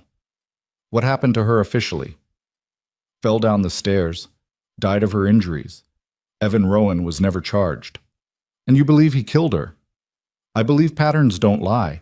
Same methods, same progression, same kind of control. He did it before, he did it again, and he'll keep doing it unless someone stops him. Thornton closed the journals and stood, moving to the window. I've seen Evan Rowan's appeal petition. His lawyers argue that Judge Harrison was biased, that the evidence was circumstantial, that Mrs. Rowan is mentally unstable and manipulated the court. His lawyers lie for money. These journals tell the truth. Truth in one case doesn't prove truth in another. Legally speaking, Eleanor Carlisle's diary is hearsay regarding current charges. It can't be admitted as direct evidence. Caleb felt cold settling in his chest again. So it's worthless. I didn't say worthless. I said inadmissible as direct evidence. But it establishes pattern of behavior. It shows Evan Rowan has history of violence toward women he's married or engaged to. That matters when evaluating credibility. Thornton turned from the window. I'll be presiding over the appeal in 3 weeks. I can't promise an outcome, but I can promise I'll consider all available evidence, including these journals. That's all I'm asking. Is it? Because it seems like you're asking me to right a 20-year-old wrong and prevent a current tragedy. Those are different things, Mr. Hart. Justice and prevention don't always align. Maybe they should. Thornton almost smiled. Maybe. But the law deals with what is, not what should be. He handed back the journals. Keep these safe. Make copies if you can. And understand that even with this evidence, Evan Rowan might win his appeal. Money buys good lawyers, and good lawyers win cases. What would you do if it was your wife, your daughter? The question was unfair, and both men knew it. But Thornton answered anyway. I'd fight with everything I had, legal or otherwise. But I'm not in your position, Mr. Hart. I'm the judge who has to be impartial, regardless of what I believe personally. Caleb left with the journals, the judge's words, and a cold certainty that legal justice might not be enough. He bought supplies, including peppermint candy for Lila, and started the ride home. He was 2 days out from Cedar Ridge when he found the roadblock. 3 men on horseback waiting at a narrow pass where the trail wound between rock faces that made going around impossible. Caleb recognized one of them immediately, Jacob Pritchard. The other 2 he'd seen at the courthouse hearing, sitting behind Evan's lawyers. Caleb reined Goliath to a stop 50 feet from the blockade and waited. Pritchard rode forward alone, his hand resting too casually on his pistol. Hart, heard you took a trip to the Capitol. Man's free to travel. Man's free to mind his own business too. But you seem determined to stick your nose where it don't belong. Pritchard's horse shifted, uneasy. Whatever you're carrying in those saddlebags, Evan wants it. Evan wants a lot of things. Doesn't mean he gets them. We can do this easy or hard. Easy, you hand over whatever documents you got and ride on home. Hard, we take them and maybe you don't ride anywhere again. Caleb's hand drifted toward his rifle, slow and deliberate. 3 against 1. You boys that afraid of fair odds? Ain't about fair, it's about results. But Pritchard sounded less confident than his words suggested. See, that's where you're wrong. It's exactly about fair. About whether 3 men with guns are going to rob someone on a public road because a rich man told them to. About whether you're all willing to become criminals to protect someone who beats women. One of the other riders shifted uncomfortably. Jacob, this wasn't what we agreed to. Shut up. Pritchard's voice cracked like a whip. Evan pays us for results, and results is what we'll deliver. Evan pays you to intimidate, maybe to threaten. But murder? That's different. That's a hanging offense if you're caught. And I guarantee Sheriff Morrison knows I'm on this road. He knows when I left, when I'm expected back, and what I'm carrying. Caleb kept his voice level, conversational. You 3 want to hang for Evan Rowan's secrets? The uncomfortable rider spoke again. I didn't sign up for killing. I'm out. He turned his horse and rode back the way he'd come without looking back. That left 2. Pritchard and a thick-built man with a scar across his jaw who'd been silent throughout. Both looked uncertain now, calculation replacing bravado. Last chance, Pritchard said. Hand over the documents. No. Then we're taking them. Pritchard's hand went for his pistol. Caleb's rifle cleared the saddle holster in one smooth motion, trained on Pritchard's chest before the other man's weapon fully cleared leather. The scarred man froze halfway to his own gun. "Drop it," Caleb said quietly. "Both of you, nice and slow." "You won't shoot. You're not a killer." "I killed 37 men during the war. Stopped counting after that because numbers stopped mattering. I can add 2 more if necessary, but I'd rather not. So drop the weapons and ride away, or make me do something we'll all regret." Something in his voice must have carried truth, because both men carefully set their pistols on the ground and backed their horses away. Caleb dismounted, collected the weapons, and threw them into the ravine beside the trail. They'd take an hour to retrieve, maybe more. "Tell Evan his intimidation isn't working," Caleb said. "Tell him the more he pushes, the harder we push back. And tell him that the next time he sends someone after me, they'd better be willing to finish the job, because I will." He remounted Goliath and rode through the pass without looking back, though his skin crawled expecting bullets until he'd cleared the narrow section and reached open country again. Only then did his hand stop shaking enough to holster the rifle. The rest of the journey passed without incident, and Caleb reached the ranch on the 6th day to find Maura and Lila safe, Deputy Webb still on watch, and the place exactly as he'd left it. Maura met him at the door, her face showing relief she tried to hide. "You're back." "Said I would be." "I know, but knowing and believing are different things." She helped him unsaddle Goliath while he told her about Thornton, about the roadblock, about Evan's escalating desperation. "He's getting reckless," Maura said. "That means he's scared." "Scared men are dangerous. So are cornered animals. But fear also means we're winning." She touched the journals tucked safely back in his saddlebag. "Judge Thornton really said he'd consider Eleanor's diary?" "He did. No promises, but he'll read it. That's more than we had before." Lila appeared from the house carrying her collection of counted pebbles, each one apparently significant in ways only she understood. "Did you bring me something?" Caleb pulled the peppermint candy from his pocket. "Something that doesn't hurt, as requested." The child's face lit up in the first genuine smile Caleb had seen from her. "Thank you. I'll save some for Mama." "You don't have to save any for me, sweetheart," Maura said. "That's all yours." "But sharing is important. Counting taught me that. If I have 10 pieces and give you 5, we both have 5. That's fair." Such simple mathematics, Caleb thought. Such complicated understanding of equity and care wrapped in numbers. This child who'd learned to measure survival was now using the same skills to measure generosity. That night, after Deputy Webb had bedded down in the barn and Lila slept inside, Caleb and Maura sat on the porch watching stars emerge over the mountain peaks to the west. The air carried the first real chill of autumn, promising winter in the months ahead. 3 weeks until the appeal, Maura said quietly. 3 weeks. And if we lose? We don't lose. But if we do? If Thornton rules in Evan's favor despite everything, what then? Caleb thought about the roadblock, about Pritchard's threats, about how close he'd come to shooting 2 men for protecting a liar. Then we run. Take Lila somewhere far from here, somewhere Evan's influence doesn't reach, and we start over. We, Maura repeated. You keep saying we. That a problem? No, it's just... She stopped, searching for words. For 3 years, I was alone. Even surrounded by people, I was alone because no one saw the truth or cared enough to act. And now there's we. There's someone who fights beside me instead of for me or despite me. I'm not used to that. Get used to it, because whatever comes next, we face it together. Maura leaned against his shoulder, careful of her still healing ribs, and they sat in silence while the night deepened around them. Somewhere in the distance, a wolf howled. Goliath answered with a nervous whinny from his stall, the ordinary sounds of a frontier ranch settling into darkness. But underneath the ordinary, violence waited.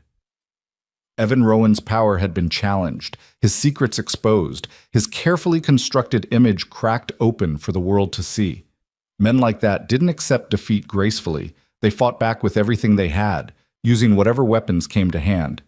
3 weeks until the appeal. 3 weeks to prepare for whatever Evan would throw at them next. 3 weeks for Lila to count days instead of breaths, for Maura to heal bones and gather strength, for Caleb to fortify defenses against an enemy who'd already shown he'd rather destroy than lose. Inside, Lila called out in her sleep, a wordless sound of distress. Maura rose immediately, moving toward her daughter with the automatic response of mothers who'd learned their children's every sound.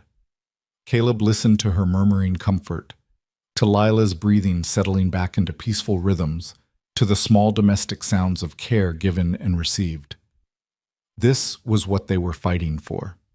Not justice in the abstract, not revenge or vindication, but this, the simple right to live without counting, without fear, without measuring love by what it cost in pain. 3 weeks. Caleb stood and checked his rifle, reloaded his pistol, and made sure every door and window had working locks. Then he walked the perimeter of the ranch, looking for weaknesses, planning defenses, preparing for the war he knew was coming. Because Evan Rowan hadn't sent 3 men to rob him on the road as a final gesture. He'd sent them as an opening move, and opening moves were always followed by escalation. The next attack would come. Maybe not tonight, maybe not tomorrow, but soon. And when it did, Caleb intended to be ready. He returned to the porch as false dawn began painting the eastern sky pale gray. Maura joined him, wrapped in a quilt against the cold, her face showing she'd slept as little as he had. "It's going to get worse before it gets better," she said. "Yes. Are we going to survive it?" Caleb looked at this woman who'd documented her own destruction for 3 years, hoping someone might believe her, who taught her daughter to count to 500 and run for help, who'd stood in a courtroom and spoken truth knowing the cost. She'd survived Evan Rowan's violence. She could survive his desperation. "We're going to do more than survive," he said. "We're going to win." And in the growing light, with the ranch waking around them and Lila safe inside, Caleb almost believed it. The attack came on the 13th night. Caleb woke to the smell of smoke and the sound of Goliath screaming in the barn. He rolled from his porch chair with the rifle already in his hands, his mind sorting details even as his body moved.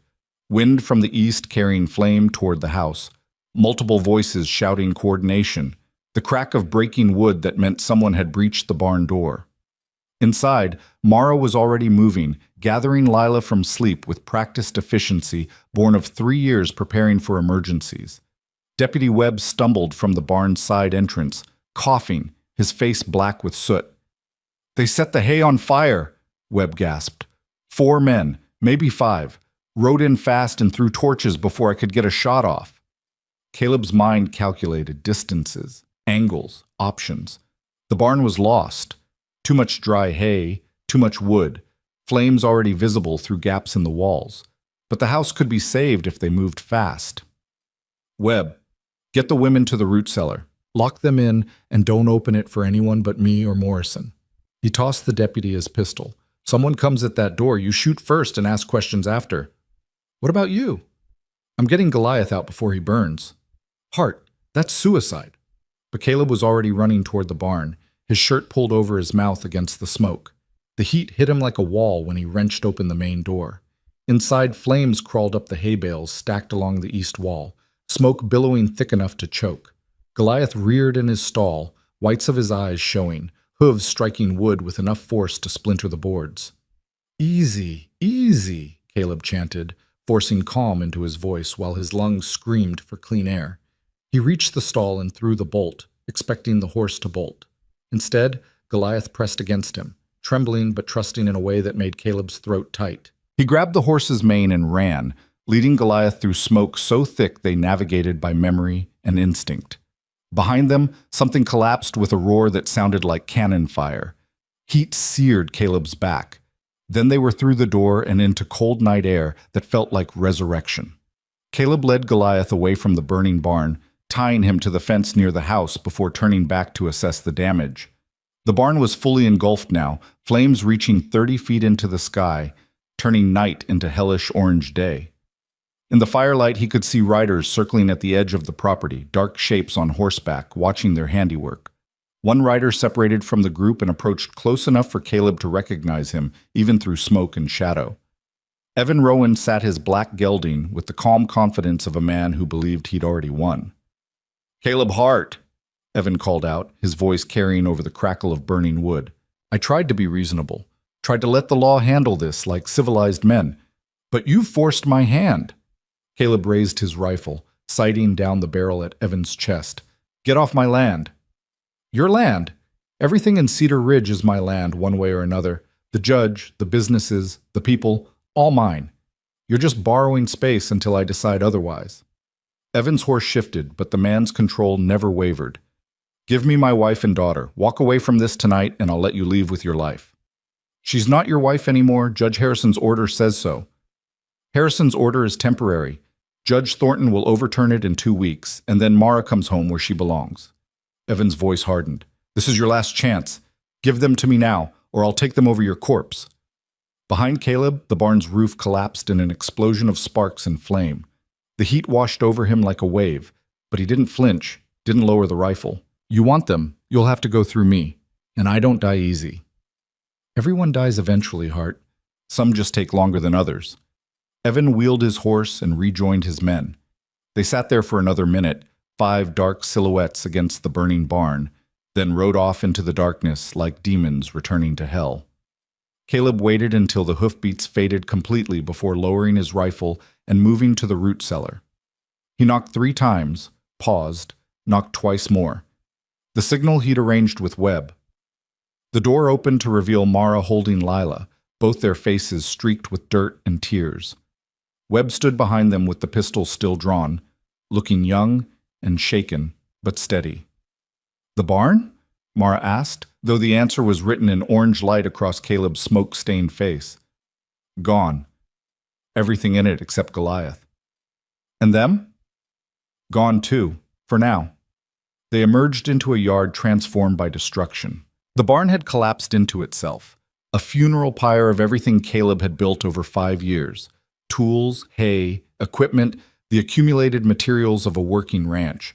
The heat was still too intense to approach, so they stood at a safe distance and watched it burn. Lila's small voice cut through the roar of flames.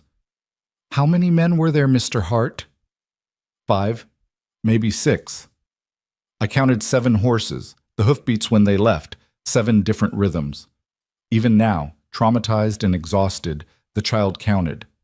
Caleb filed the information away. 7 men meant Evan had brought more force than expected, more than he'd need just for intimidation. He's escalating faster than I thought, Maura said quietly, reading Caleb's thoughts. The appeal isn't for 2 weeks. He should be waiting for the legal process. Legal process isn't giving him what he wants fast enough, so he's taking what he wants by force. Caleb turned to Webb.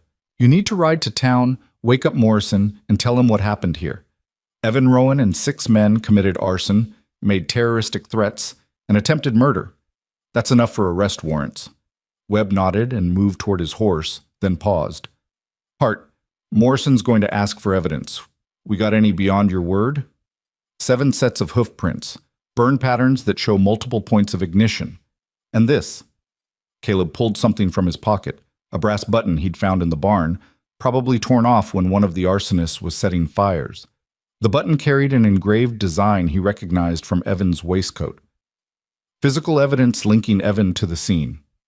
Webb took the button and rode hard for town while Caleb, Maura, and Lila retreated to the house.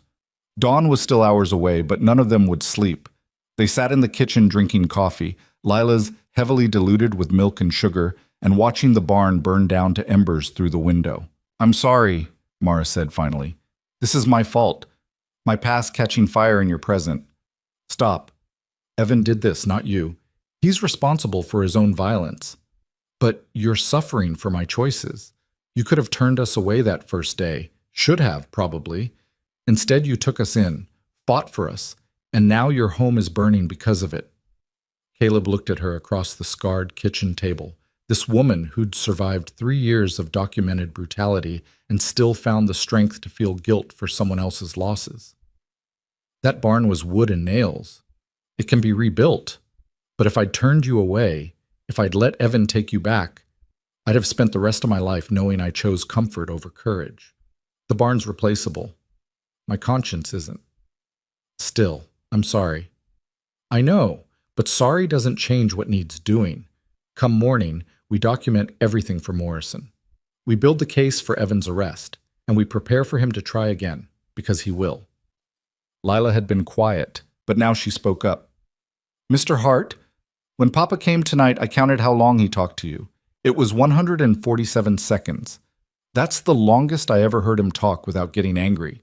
Usually by 40 seconds he's yelling, and by 80 he's hitting something. The casual analysis, delivered in a child's matter-of-fact tone, landed like a punch. This was how Lila understood her father, in measurements of time before violence, in patterns of escalation, in the mathematics of surviving a man who'd never learned control. "He was on a horse in my yard," Caleb said gently. "He knew if he got too angry, I'd shoot him. That's different than him having power over you and your mama." "So being scared of getting shot makes people nicer?" "Sometimes. Fear's a useful teacher when nothing else works." "Then Papa should be scared more often." The simple logic was irrefutable. Maura pulled her daughter close, and they sat together as the night slowly bled toward dawn and the barn finally collapsed into a smoldering foundation of ash and memory. Morrison arrived with the sunrise, bringing 3 deputies and a grim expression that suggested he'd expected something like this. He examined the burn site, documented the multiple points of ignition, studied the hoofprints, and held Evan's button up to the light like it might reveal secrets beyond its obvious significance.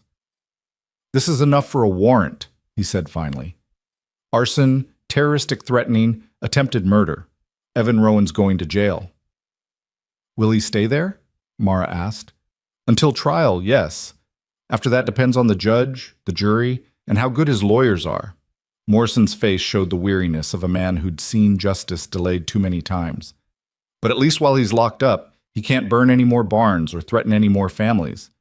They rode to town in force, Morrison and his 3 deputies, Caleb with his rifle, Maura and Lila in the wagon. The morning was clear and cold, the kind of day that promised winter was coming whether anyone was ready or not. Cedar Ridge woke slowly around them as they rode down the main street toward Evan's house. People emerged from shops and homes, drawn by the unusual sight of the sheriff and his full complement of deputies moving with purpose. Whispers followed them like smoke. Evan's house, the white-painted home with green shutters that Caleb had carried Maura from weeks ago, sat quiet in the morning light. Too quiet. Morrison dismounted and approached the front door with his hand on his pistol, Caleb covering from the side while the deputies positioned themselves around the house. Morrison knocked. No answer. Knocked again, louder. Still nothing. "Evan Rowan, this is Sheriff Morrison. I have a warrant for your arrest. Open the door." Silence. Morrison tried the handle. The door swung open onto an empty hallway. They entered carefully, clearing rooms one by one, but it quickly became apparent that no one was home. More than that, the house had been emptied with deliberate haste. Drawers hung open, closets stood bare, personal effects had been stripped from walls and shelves. In the study, Morrison found a safe standing open and empty, its contents presumably converted to cash and carried away. On the desk, weighted down with a silver letter opener, lay a single sheet of paper covered in Evan's precise handwriting. Morrison read it aloud. "Sheriff Morrison, by the time you read this, I will be beyond your jurisdiction. I will not submit to false accusations levied by a hysterical woman and the man who's manipulated her for his own purposes. I am innocent of all charges, but I recognize that innocence means nothing against the tide of lies and conspiracy that has turned this town against me. Therefore, I am removing myself from these proceedings. Justice will ultimately prevail, but I will not allow myself to be railroaded by corrupt officials and vengeful liars. When this hysteria passes and truth emerges, I will return to reclaim what is rightfully mine. Until then, consider this my formal notice that I am no longer subject to the farce you call justice. Evan Rowan." The silence that followed felt heavy as stones. Maura's face had gone white, her breathing shallow. "He ran," she said. "He actually ran." "Looks like it." Morrison folded the letter carefully. "Probably left right after burning your barn. Figured we'd come for him come morning. Man like Evan, he's got resources. Money hidden, contacts in other territories, places he can disappear until he thinks it's safe to come back. Or until he decides to come back and finish what he started," Caleb said. Morrison nodded slowly. "That too. Running doesn't mean surrendering, just means regrouping." They searched the house thoroughly, but found nothing beyond evidence of hasty departure. Clothes left in drawers, food abandoned in the pantry, a life interrupted mid-sentence. In the bedroom Maura had shared with Evan, Caleb found her things still present. Dresses in the wardrobe, hairbrush on the vanity, small personal items that spoke of a woman who'd lived here in fear and fled with nothing. "You want any of this?" he asked. Maura looked at the room like it was a cage she'd escaped. "Burn it. Burn all of it. I don't want anything that carries his memory." But Lila moved past them both to the vanity and picked up a small china doll sitting on the shelf. "Grandmama gave me this before she died. It's mine, not Papa's." "Then take it, sweetheart. Anything that's yours, you keep." They left with one china doll and nothing else. Behind them, Evan's house stood empty like a monument to lies finally exposed but not yet punished. Word of Evan's flight spread through Cedar Ridge faster than the barn fire had burned. By noon, the town had split into factions that argued in the street, in shops, in homes where neighbors who'd lived peacefully for years suddenly discovered they disagreed on fundamental questions of truth and justice. Some believed Evan was innocent, driven away by false accusations and mob mentality. Others saw his flight as admission of guilt. Innocent men didn't run from justice. Still others didn't care about guilt or innocence, only about the disruption to their comfortable illusions about the man who'd owned half their debts and all their secrets. Pastor Wells preached an emergency sermon about the persecution of righteous men, about wives who failed to submit, about outside agitators destroying families and communities.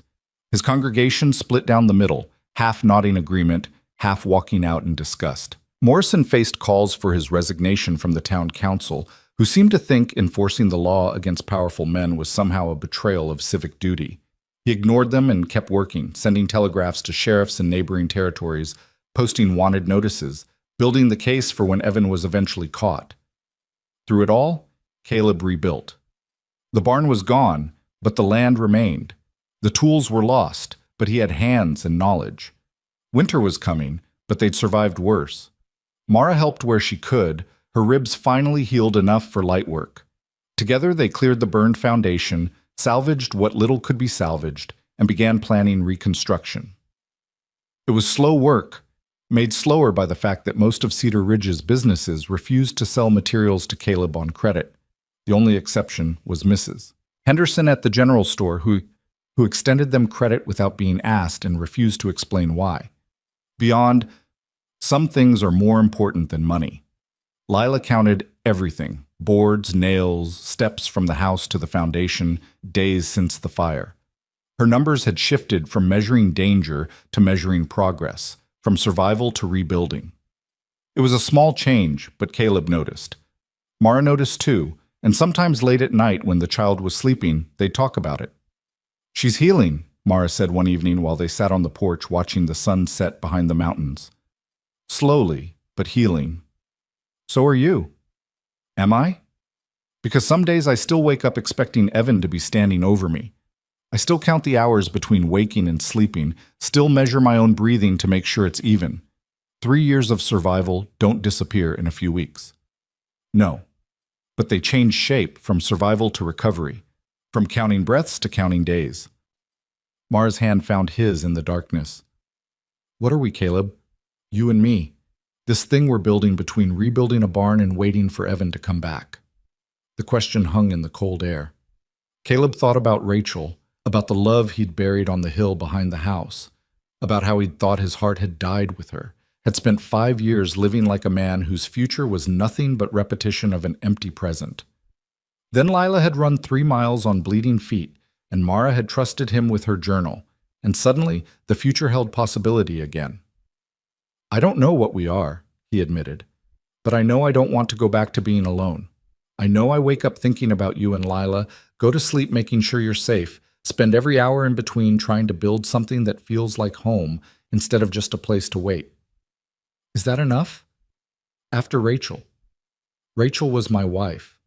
I loved her completely, and losing her nearly destroyed me. But she's gone, and I'm still here, still breathing, still capable of caring about people who need me." Caleb squeezed Maura's hand gently. "I don't know if what I feel for you is love or gratitude, or just 2 broken people holding each other upright, but I know it matters. And maybe that's enough for now." "For now?" Maura echoed. "Until Evan comes back." "If he comes back." "When?" Men like Evan don't surrender. They retreat, they plan, they wait for the moment when you've relaxed your guard. Then they strike. She was right, and Caleb knew it. Evan Rowan had spent 20 years building power, had killed at least one woman and nearly killed another. Men like that didn't reform or forget. They nursed grievances until they became obsessions, and obsessions drove them to actions beyond reason.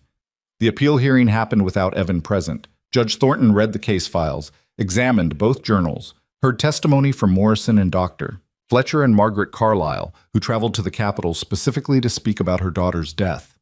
Coleman, Evan's lawyer, argued for dismissal based on his client's absence and inability to defend himself. Thornton listened to everything, then delivered his ruling with the cold precision of a man who'd seen through better lies than these. Mr. Rowan's flight from justice speaks louder than any testimony he might have given. An innocent man does not burn barns and flee his home in the night. This court finds that Judge Harrison's original ruling stands. Custody of Lila Rowan remains with her mother, Maura Rowan. Furthermore, based on evidence presented, including historical documentation of similar violence against Eleanor Carlyle, this court issues a permanent restraining order prohibiting Evan Rowan from any contact with Maura or Lila Rowan. Should he return to this territory, he will be arrested on sight for arson, terroristic threatening, and attempted murder. This court also recommends the territorial prosecutor investigate charges of manslaughter in the death of Eleanor Carlyle 20 years ago.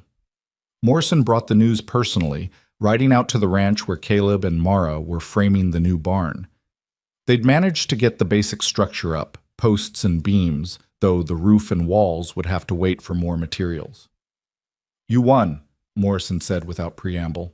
"Complete custody, permanent protection order, and Evans wanted for arrest if he ever shows his face again." Maura sat down hard on a pile of lumber, like her legs had stopped working. "We won. You won, though I'd feel better if we actually had Evan in custody instead of just a warrant." Morrison's expression darkened. Man like him, with money and motivation, he could disappear for years, could also come back when we least expect it. "We'll be ready," Caleb said. "Will you? Because being ready means living every day like he might show up. Means sleeping with one eye open, checking shadows, never really relaxing. That's a hard way to live." "Harder than living with him? Harder than counting breaths between beatings?" Maura's voice carried steel. "I'll take vigilance over submission any day." Morrison tipped his hat. "Fair enough. Just wanted you to know what you're signing up for." He turned his horse toward town, then looked back. "Oh, and Mrs. Henderson asked me to tell you she's extending your credit another $100. Said something about investing in the future she wants to see." After Morrison left, Caleb and Maura stood in the skeleton of the new barn, sunlight streaming through gaps where walls would eventually be. Lila played nearby, arranging stones into patterns only she understood, counting them quietly. "We won," Maura said again, like testing the words for truth. "The first round. There'll be others." "I know. But for now, today, this moment, we won. Lila is legally mine. Evan can't touch us without being arrested, and we're building something new where he burned something old." She turned to face Caleb. "That's victory enough for today. And tomorrow? Tomorrow we keep building. We finish this barn. We plant winter wheat. We live our lives like free people instead of fugitives." Maura's smile carried something Caleb hadn't seen before. Not just hope, but certainty. "And if Evan comes back, we face him together. Like we've faced everything else." Caleb pulled her close, careful of her still tender ribs, and they stood together in the half-built barn while Lila counted stones and the sun tracked across a sky that held no smoke, no threats, just the clean promise of afternoon fading toward evening. Weeks passed into months. The barn rose board by board, nail by nail, until it stood complete, smaller than before but solid, built from lumber that hadn't burned and labor that meant something beyond mere construction. Winter came early, bringing snow that buried the valley in white silence. Caleb taught Lila to read tracks in the snow, to identify animals by their prints, to understand the language the land spoke for those who learned to listen. Maura's bruises faded completely, leaving only memory in their wake. She grew stronger, her laughter coming easier, her movements losing that careful quality of someone always prepared to defend or flee. At night, she slept without counting, without the nightmares that had plagued her first weeks at the ranch. Christmas came quietly. They had little money for gifts, but Caleb carved Lila a wooden horse that looked almost exactly like Goliath, and Maura sewed him a shirt from fabric Mrs. Henderson had donated.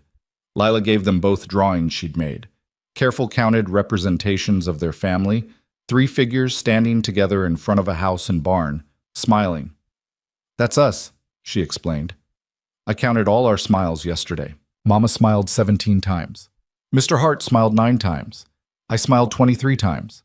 So I drew us all smiling together." They hung the drawing in the kitchen where they could see it every day, a reminder that survival had transformed into something that looked almost like happiness. But Caleb never stopped watching the roads, never stopped checking the locks at night, never stopped keeping his rifle close and his instincts sharp. Because Maura was right. Men like Evan didn't surrender. They waited, and they planned, and eventually they came back. The question wasn't if, it was when, and what they'd do when that day arrived. January brought a cold snap that froze the creek solid and sent the cattle huddling against windbreaks for warmth. Caleb spent his days breaking ice, hauling feed, making sure the stock survived. Maura worked beside him when she could, and Lila helped in her own way, counting cattle to make sure none had wandered off, measuring feed to ensure fair distribution. They'd settled into rhythms that felt like family, breakfast together, work divided by capability rather than gender, evenings spent reading aloud or playing simple games Lila invented that always involved counting. Caleb found himself thinking less about Rachel and more about the present, about the life he was building with these 2 people who'd come to him broken and were slowly becoming whole. Then, on a night so cold the stars looked like ice chips scattered across black velvet, the knock came. 3 sharp raps on the door, deliberate and demanding. Caleb was on his feet with his rifle before the second knock finished, positioning himself between the door and where Maura and Lila sat at the kitchen table. Maura's hand went to the knife she'd started carrying, and Lila went absolutely still, her counting stopping mid-number. "Who's there?" Caleb called. "Sheriff Morrison. I got news you need to hear." Caleb recognized the voice, but caution had kept him alive through the war and through the months since the barn burned. He moved to the window and looked out.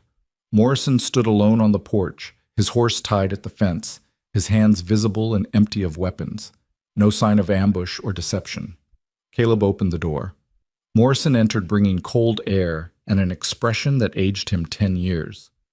"Evan's dead," the sheriff said without preamble. The words landed like physical blows. Maura stood so abruptly her chair fell backward. Lila's counting resumed, faster now, numbers tumbling over each other. "How?" Caleb demanded. "Found him in a boarding house in Santa Fe. He'd been using a false name, paying cash, keeping his head down.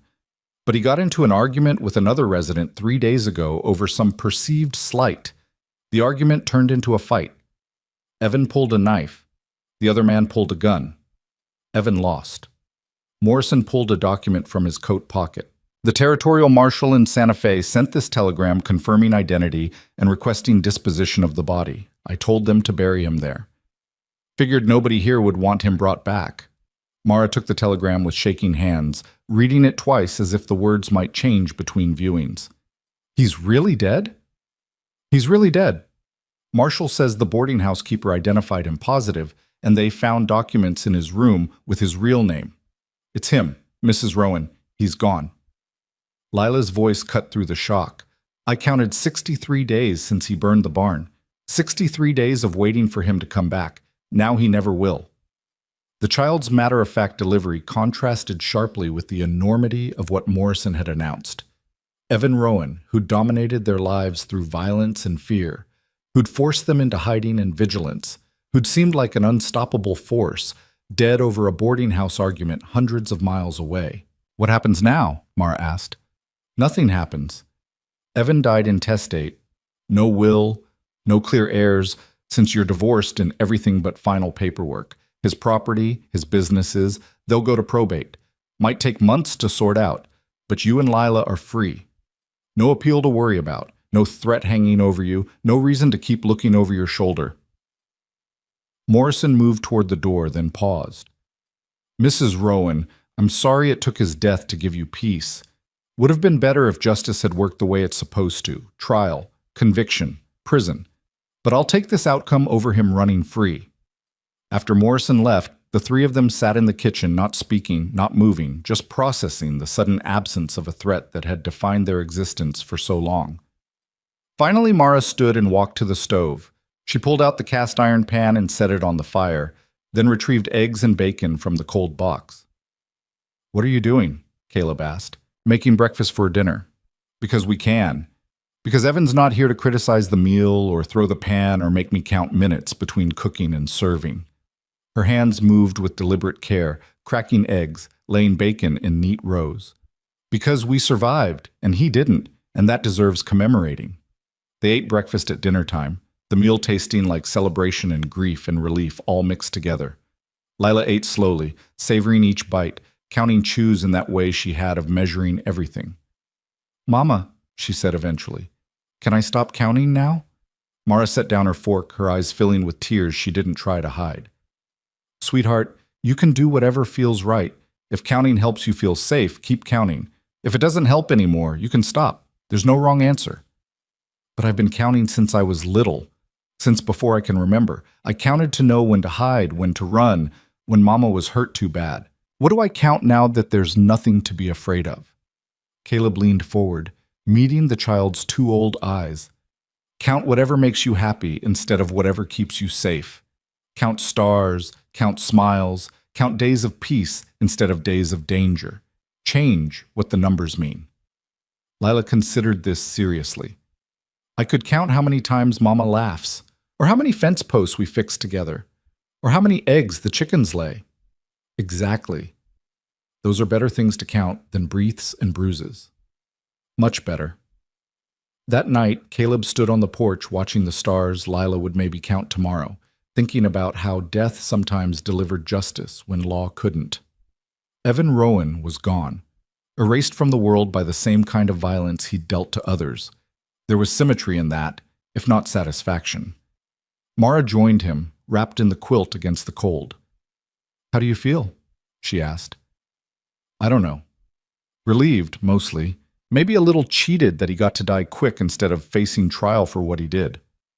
I feel guilty, Maura admitted. I should be dancing on his grave, celebrating his death.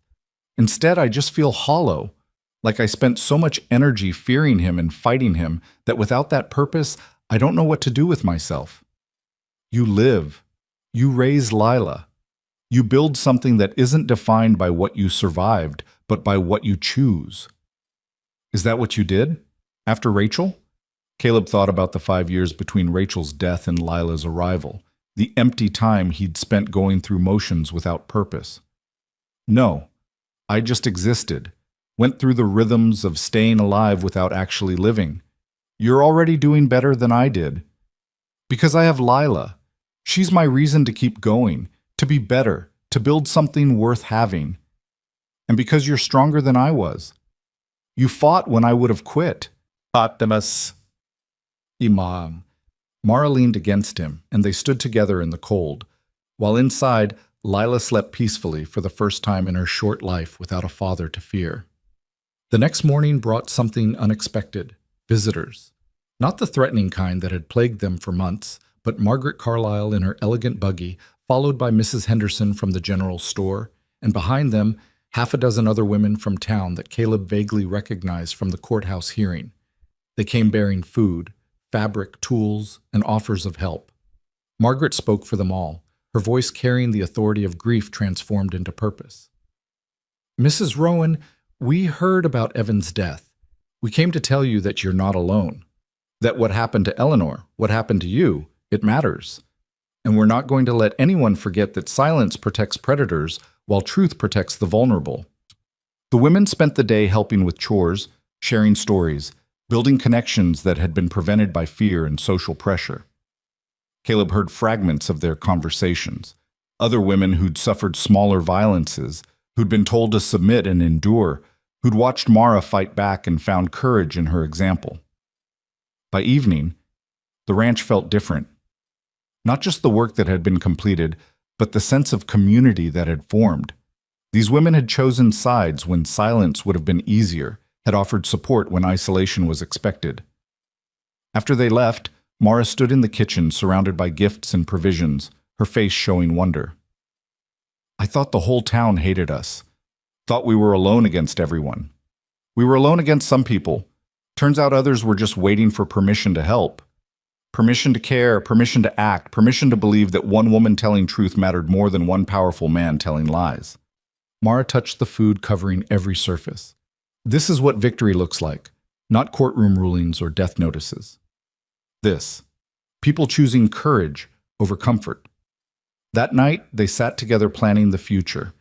What crops to plant come spring, whether to expand the cattle herd, how to use Evan's property once probate settled.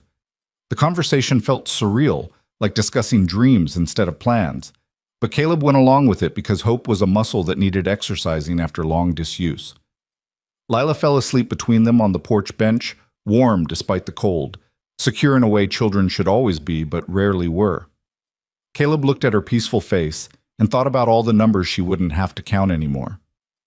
We should get married, he said abruptly. Maura went very still. What? Not now, not tomorrow, but eventually. When you're ready, when it feels right instead of necessary. Caleb stumbled over the words, unpracticed in proposals.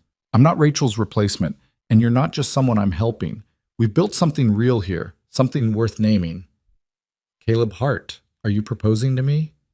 Badly, apparently, but yes. Maura's laugh came soft and genuine. Then my answer is maybe. Ask me again in 6 months when I've had time to remember who I am without Evan defining me. When I know I'm choosing you because I want to, not because I need to. That's fair. But Caleb? Yes? Thank you for asking. Thank you for seeing me as someone worth choosing instead of someone worth saving. They sat in comfortable silence while the stars wheeled overhead and Lila dreamed whatever dreams came to children who'd stopped counting their mother's breaths. The future stretched uncertain but possible, carrying neither the weight of the past nor the fear of violence returning. Evan Rowan was dead. The threat had ended not with drama or confrontation, but with simple finality. And in the space his death created, 3 people who'd come together through trauma began transforming into family. Not because they had to, because they chose to. Spring arrived tentatively, like something that had forgotten its own purpose and needed reminding. Snow melted in uneven patches, revealing brown grass that would green given time and warmth. The creek thawed and ran high with runoff, its voice filling the valley with sound that spoke of renewal and continuation. Caleb stood at the fence line watching the water rush past, thinking about how 6 months could transform everything. The barn stood complete and sturdy, its wood still raw and new, but weathering gradually into something that belonged to the land. The cattle had survived winter fat enough to breed well come summer. The ranch had recovered from fire and threat, had absorbed damage and rebuilt stronger. But it was the people who'd changed most. Maura no longer moved through the world like someone expecting blows. Her shoulders had straightened, her laughter came without hesitation, and she'd taken to managing the ranch's finances with the same meticulous attention she'd once devoted to documenting injuries. The journals, both hers and Eleanor's, sat in a locked box under her bed, their purpose fulfilled but their existence still necessary as reminder and record. Lila had grown 2 inches and gained weight that softened the sharp angles of near starvation. She still counted things, but the counting had shifted from survival mechanism to simple preference. She counted eggs, fence posts, wildflowers, stars, quantifying the world not from fear, but from the pure mathematics of a mind that found comfort in numbers. Her nightmares had faded, replaced by dreams she reported each morning with serious enthusiasm. And Caleb himself had discovered that hearts broken by loss could still learn to hope again, that isolation chosen from grief could be replaced by connection, chosen from something that felt increasingly like love. The question he'd asked 6 months ago, whether Maura would marry him, hung unresolved between them, neither forgotten nor urgently pursued. They'd settled into a rhythm that felt like marriage already, Shared labor, shared meals, shared responsibility for Lila, shared warmth on cold nights when comfort became something more but stopped short of commitment that required speaking aloud. Maura found him at the fence as the sun climbed toward noon, her arms full of the mail Morrison had brought from town. "There's a letter from the territorial probate court," she said, handing him an official-looking envelope. Caleb opened it and scanned the contents. Evan's estate has been settled. His properties and assets are being distributed per territorial law since he died without a will or recognized heirs. How much? The house in town goes to auction. His business interests are being sold to pay debts. But there's a settlement coming to you. Widow's portion, they're calling it, even though the divorce was never finalized. Looks like about $8,000 once everything sells. Maura sat down hard on a fence post, the number clearly overwhelming. $8,000. That's more money than I've seen in my entire life. It's yours. Compensation for what you endured, maybe, or just legal distribution of marital property. Either way, it's yours to do with as you want. What I want, Maura repeated slowly, testing the words like something foreign. I've spent so long being told what to want, how to want it, when wanting itself was permitted. I don't know how to just decide.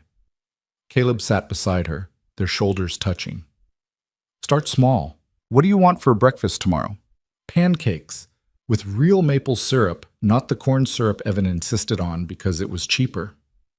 What do you want to plant in the garden? Flowers, not just vegetables for eating, but flowers for looking at. Roses, maybe. And those purple things. What are they called? Lavender. Lavender. I want lavender that smells good and serves no purpose except beauty. What do you want for Lila? Maura's eyes found her daughter across the yard, where the child was arranging stones into elaborate patterns. I want her to go to school, real school, not just me teaching her reading and numbers at the kitchen table. I want her to have friends, to learn things I can't teach her, to grow up knowing that intelligence and curiosity are gifts instead of dangers. Cedar Ridge has a school. The teacher's a widow named Catherine Morris. She's strict but fair, and she doesn't tolerate bullying. Will they accept Lila? After everything that happened with Evan, after the whole town took sides? The town's changing. Some people are leaving, the ones who tied their fortunes too closely to Evan's reputation. Others are staying and trying to do better. Mrs. Henderson's organizing the women into a society for supporting families in crisis. Margaret Carlisle donated money to build a shelter for women fleeing violence. Pastor Wells retired and a new minister came in who preaches about justice instead of submission. Maura listened with an expression that suggested she was hearing about a different town than the one she'd known. All because I fought back. All because you documented truth and refused to accept that power meant immunity. You changed things, Maura. Changed how people think about violence and silence and whose voice matters. I just wanted to survive. To get Lila somewhere safe. Sometimes survival is the most revolutionary act. Sometimes refusing to die quietly changes everything. They sat together watching the creek run high with spring melt, listening to Lila's voice drift across the yard as she counted stones in groups of 7, because 7 was her new favorite number.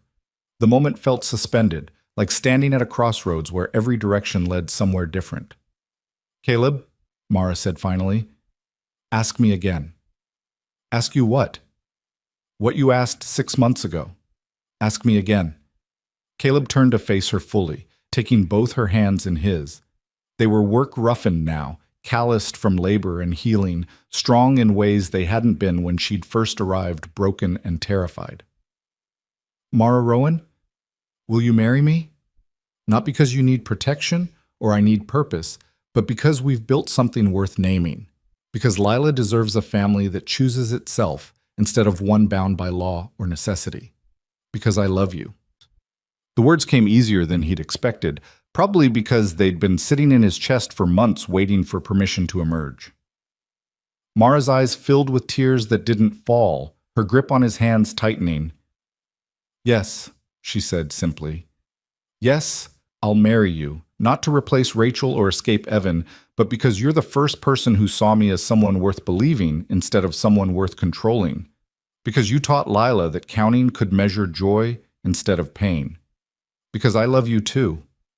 They kissed then, gentle and careful, a promise more than passion. Across the yard, Lila looked up from her stones and smiled before returning to her counting, apparently unsurprised by this development. The wedding happened 6 weeks later in the new barn, because Maura refused to be married in Pastor Wells's church, and the barn felt like the right place for new beginnings built on old foundations. The new minister, a young man named Thomas Fletcher, nephew to the doctor, performed the ceremony before a gathering that included Morrison and his wife, Margaret Carlyle, Mrs. Henderson and half the women from her society, Deputy Webb looking uncomfortable in a suit, and a dozen others from town who'd chosen courage over comfort. Lila stood between them during the ceremony, her hand in Maura's and her other hand in Caleb's, making them 3 instead of 2. When the minister asked if anyone objected, the child spoke up clearly. "I counted everyone here. 23 people came to see Mama marry Mr. Hart. That's 23 people who chose love over fear. I think that's a good number." Laughter rippled through the gathering, warm and genuine. The minister smiled and continued with the vows, his voice carrying the weight of promises that mattered because they were chosen freely. "Do you, Caleb Hart, take Maura Rowan to be your lawfully wedded wife, to have and to hold from this day forward, for better or worse, for richer or poorer, in sickness and in health, to love and to cherish till death do you part?" "I do." "And do you, Maura Rowan, take Caleb Hart to be your lawfully wedded husband, to have and to hold from this day forward, for better or worse, for richer or poorer, in sickness and in health, to love and to cherish, till death do you part?" Maura's voice rang clear and strong. "I do." "Then by the power vested in me by the territory and in the sight of these witnesses, I pronounce you husband and wife. You may kiss your bride." They kissed to applause and tears, to Lila's delighted counting of how many seconds the kiss lasted, to the knowledge that this marriage was built on foundation strong enough to survive storms because it had already survived the worst storms could offer. The celebration afterward was simple. Food brought by guests, music played by Morrison on a fiddle Caleb hadn't known the sheriff owned, dancing in the barn that smelled of fresh wood and new hay. Lila danced with everyone who asked, her laughter filling spaces that had held only fear and silence months ago. As evening settled and guests began departing, Margaret Carlyle approached Caleb and Maura with an envelope in her hands. "This is for Lila," she said.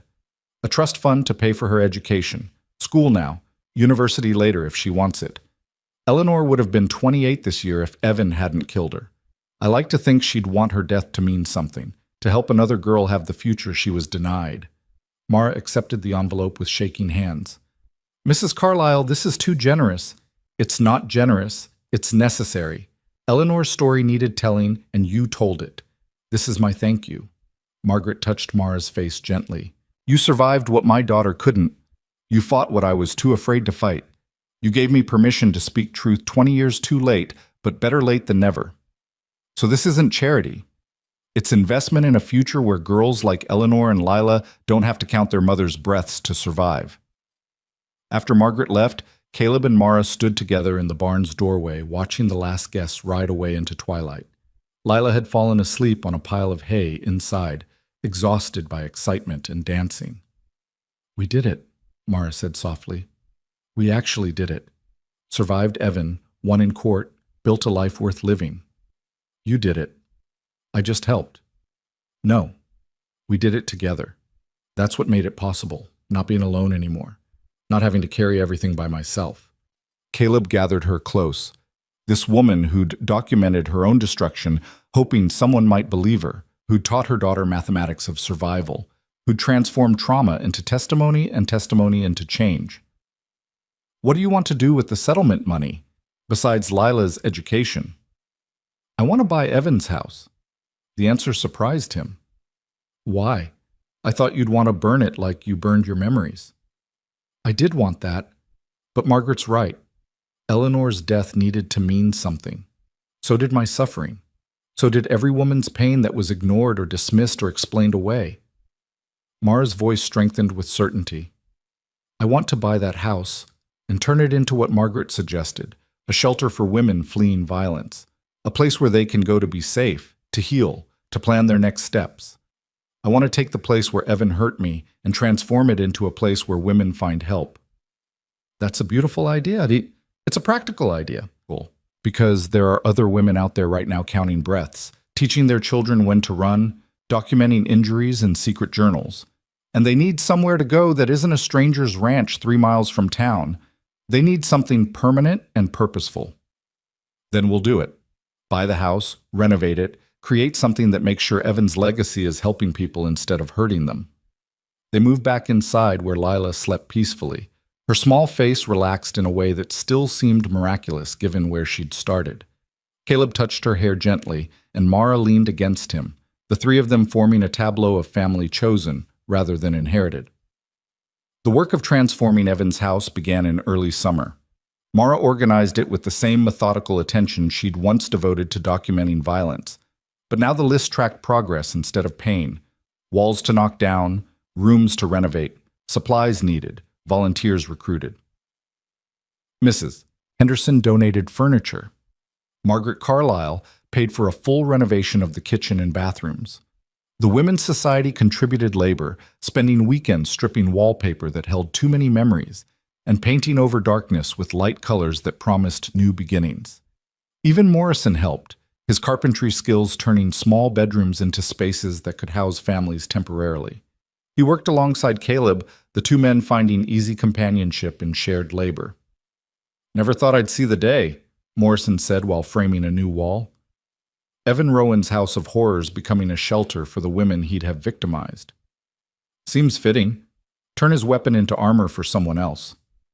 Your wife's something special, you know that? Most people who survive what she survived, they just want to forget.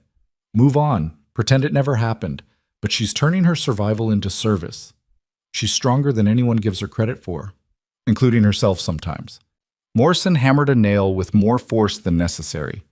You're good for each other, her strength and your steadiness. Lila's lucky to have you both. The shelter opened in August with a small dedication ceremony. Maura stood on the porch of the house that had been her prison and spoke to the gathered crowd about transformation and hope, about how places could be redeemed just like people could, about the importance of converting private pain into public purpose. This house held secrets that protected one man's power at the cost of multiple women's safety, she said, her voice carrying to everyone assembled. Now it will hold women and children who need protection while they rebuild their lives. It will be a place where truth is believed, where violence is not excused, and where every person who enters is treated with dignity and respect. We're calling it Eleanor's house, in memory of Eleanor Carlyle, who deserved better than what she got, but whose story is helping others get what they deserve. Margaret Carlyle cut the ribbon, tears streaming down her face, and the shelter opened its doors. Within a week, 3 families had sought refuge there. A woman with 2 children fleeing a husband who'd broken her arm. A young girl escaping an arranged marriage to a man twice her age. A widow whose adult son had become violent and threatening. Maura ran Eleanor's house with quiet competence, hiring Catherine Morris from the school to help manage residents and coordinate resources. Together they created rules that balanced safety with dignity, structure with flexibility, accountability with compassion. Caleb watched his wife transform into someone he barely recognized from the broken woman who'd arrived at his ranch, confident, purposeful, steady in her conviction that survival obligated service. She divided her time between the shelter and the ranch, between helping others and building her own family, between remembering pain and creating joy. Lila started school that fall, her nervousness about meeting other children gradually giving way to cautious friendship. She came home each day full of stories about lessons and playground games, about the teacher who praised her mathematics skills, and the classmates who thought counting stones was strange but interesting. Tommy Henderson said, "I count too much," Lila reported one evening over dinner. He said normal people don't count everything. "What did you say?" Maura asked. "I said counting helped me survive when things were bad, and now it helps me appreciate when things are good. I said everyone has their way of making sense of the world, and counting is mine." "That's very wise." Miss Morris said so too. She said, "Mathematics is a language for understanding reality, and I'm fluent in a language most people only speak poorly." Lila paused. "I like Miss Morris. She makes learning feel important instead of scary." At night, after Lila slept and the ranch settled into quiet darkness, Caleb and Maura would sit together on the porch they'd rebuilt after the fire. Sometimes they talked about the day's work, the shelter's needs, the ranch's progress. Other times they sat in comfortable silence, the kind that came from knowing each other well enough that words weren't always necessary. One night in late September, with autumn turning the cottonwoods gold and the first frost warning of winter ahead, Maura broke their comfortable silence with a question. "Do you think about her, Rachel?" The question didn't hurt the way it might have a year ago. Caleb considered it honestly. "Sometimes. Not as much as I used to. The grief doesn't go away, but it changes shape, becomes something I carry instead of something that carries me."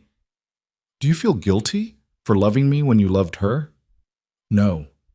Rachel would have wanted me to be happy, would have been angry if I'd spent the rest of my life alone out of some misplaced loyalty to her memory." Caleb took Maura's hand. "Love isn't finite. Loving you doesn't diminish what I felt for Rachel. It just means my heart was bigger than I thought. I worry sometimes that I'm using you, that I said yes to marriage because I needed safety, not because I genuinely loved you. And now? Now I know the difference. Between needing someone and loving them. Between gratitude and genuine affection." Maura's grip tightened. "I love you, Caleb Hart. Not because you saved me, though you did. Not because you gave us a home, though you did. But because you're kind and steady, and you taught my daughter that counting could measure joy instead of just pain. Because you see me as strong instead of broken. Because you make me want to be the person you seem to think I am. You're already that person. You always were. You just needed space to remember it." They kissed then, and the kiss deepened into something more, into the physical expression of promises made and kept, of trust earned and given freely.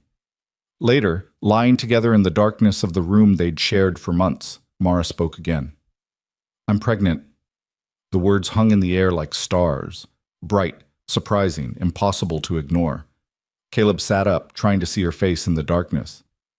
"Are you sure?" "Dr. Fletcher confirmed it yesterday. I'm about 8 weeks along, due in late April, early May." 1,000 emotions cascaded through Caleb simultaneously: joy, fear, wonder, grief for the child he'd lost with Rachel, hope for the child coming with Maura. "How do you feel about it?" "Terrified, hopeful, grateful." Maura's hand found his in the darkness. "I never thought I'd want another child after Lila. Never thought I'd feel safe enough to bring new life into the world. But this baby was conceived in love instead of fear, will be born into a home instead of a prison. That feels like healing." "We're going to have a baby. We're going to have a baby," Maura confirmed, and her voice carried laughter and tears in equal measure. They told Lila the next morning over breakfast. The child processed the information with characteristic seriousness, counting on her fingers. "A baby will come in April or May. That's 7 or 8 months from now, approximately 210 to 240 days. She looked up from her counting. "Will the baby be a boy or a girl?" "We won't know until they're born," Maura said. "Can I teach them counting? I'm very good at it." "You can teach them whatever you want." "Good, because numbers are important. They help you understand the world." Lila returned to her breakfast, the news apparently integrated into her understanding of reality with minimal disruption. The pregnancy progressed smoothly through fall into winter. Maura's body changed, swelling with life that showed despite thick winter clothing. She continued managing Eleanor's house until December, when Dr. Fletcher insisted she rest more and work less. Catherine Morris took over day-to-day operations, visiting the ranch weekly to consult on decisions and update Maura on residents. Christmas that year felt abundant in ways that had nothing to do with gifts or decorations. They celebrated as a family, Caleb, Maura, and Lila, with Margaret Carlyle joining them for dinner, the older woman having no family of her own, but having adopted them as surrogate kin. Lila gave everyone drawings again, but this year they included a fourth figure, small and swaddled, representing the sibling she'd never met but already counted as part of their family. Margaret gave Lila books, beautiful volumes of poetry and natural history that the child devoured with the hunger of someone discovering that knowledge could be pursued for pleasure instead of survival. Caleb gave Maura a rocking chair he'd built through the fall, carving their initials and Lila's into the headrest, leaving space for the new baby's initials to be added after birth. Maura gave him a pocket watch with an inscription on the inside cover that read, "Time measured in love instead of loss." They spent the evening reading together, Lila curled against Maura's expanding belly, with her hand resting where she could feel the baby move, Margaret dozing in the chair by the fire, Caleb reading aloud from a book of frontier stories that made them all laugh. The winter passed slowly, but not unpleasantly. Caleb managed the ranch, Maura nested and planned and grew, Lila attended school and brought home stories and questions in equal abundance. The shelter continued operating, housing women and children fleeing situations that once would have had no escape. Each family that found safety there validated the choice to transform Evan's house from symbol of power into instrument of protection. Spring arrived with the usual tentative hope, and with it came Maura's labor. It started on an April morning when frost still painted the grass white and the sun hadn't yet burned through the chill. Maura woke Caleb with gentle pressure on his shoulder, her voice calm despite the pain he could see in her eyes. "It's time. The baby's coming." Caleb moved with the practiced efficiency of someone who'd done this before, even though last time had ended in tragedy. He sent Lila to fetch Dr. Fletcher while he got Maura settled, built up the fire, boiled water, gathered clean linens. All the ordinary preparations for the extraordinary moment of birth. Dr. Fletcher arrived within the hour, his nephew Thomas Fletcher, the minister, riding with him because apparently medical skill ran in the family, and Thomas had trained as a midwife before taking up ministry. Between them, they brought competence and calm that eased Caleb's fear. "I've delivered 300 babies in 40 years, Dr. Fletcher said. Haven't lost a mother yet, and only lost 2 infants to circumstances beyond anyone's control. Maura's healthy, the baby's positioned right, and we've got time. This will be fine." The labor lasted through the morning into afternoon. Maura's pain managed with breathing and walking, and the laudanum Dr. Fletcher offered sparingly. Caleb stayed beside her when she wanted company, stepped away when she needed space, held her hand when contractions hit hard enough to make her gasp. Lila waited outside with Margaret Carlyle, counting birds that landed on the fence posts, apparently convinced that if she counted enough birds, the baby would arrive safely. It was magical thinking of the kind children embraced, and no one had the heart to discourage it. As the sun began its descent toward the western mountains, Maura's labor intensified. Dr. Fletcher checked her progress and nodded with satisfaction. "It's time to push, Mrs. Hart. On the next contraction, you push with everything you have." What followed was raw and primal and beautiful in ways Caleb hadn't expected. Maura pushed with strength he'd witnessed before, but never in this context, her body doing work that required every ounce of power she'd accumulated through survival and healing. Between contractions, she rested, gathering energy for the next wave, her face showing determination that had brought her through 3 years of violence into this moment of creation. "I can see the head," Thomas Fletcher called from his position, assisting his uncle. "One more push, maybe 2. You're almost there, Mrs. Hart." Maura pushed again, her cry of effort filling the room, and then suddenly there was another sound, a baby's first breath, first cry, first announcement that they'd arrived and demanded recognition. "It's a boy," Dr. Fletcher announced, lifting the infant and placing him on Maura's chest. "Healthy lungs, all his fingers and toes, good color, perfect." The baby, their son, lay on Maura's chest, wailing his displeasure at the cold world after months of warm darkness. Maura touched his face with wonder, her tears falling onto his dark hair, and Caleb found himself crying too, overcome by emotions he couldn't name. "Hello, little one," Maura whispered. "Welcome to the world. You're safe here. You're loved here. You'll never have to count anything but stars and flowers and days of peace." Lila burst into the room despite instructions to wait, Margaret following more sedately. The child approached the bed cautiously, her eyes wide with wonder. The baby came. "I counted 97 birds, and then the baby came. Is that a good number?" "That's a perfect number," Caleb said, his voice rough with emotion. "Can I hold him?" Maura shifted carefully, making space for Lila to sit beside her. They positioned the baby in Lila's arms with proper support, and the child studied her new brother with serious attention. "He's very small. How much does he weigh? Dr. Fletcher laughed. Haven't weighed him yet, but I'd guess 7.5 pounds, maybe 8. That's a good weight for a baby. Miss Morris taught us about averages. He's right in the average range. Lila touched the baby's hand, and his tiny fingers wrapped around her finger reflexively. He's strong. I think he's going to be good at counting, too. They named him Samuel James Hart. Samuel for Caleb's father, who died when Caleb was young. James for the best friend Caleb had lost at Missionary Ridge.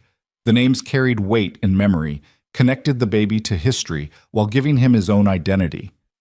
Over the next weeks, they settled into the rhythm of new parenthood, sleepless nights and endless diapers, nursing and rocking, and the exhausting wonder of caring for something so small and helpless. Lila helped where she could, counting Samuel's breaths when he slept to make sure he was still breathing, measuring his growth in increments that satisfied her need for quantification.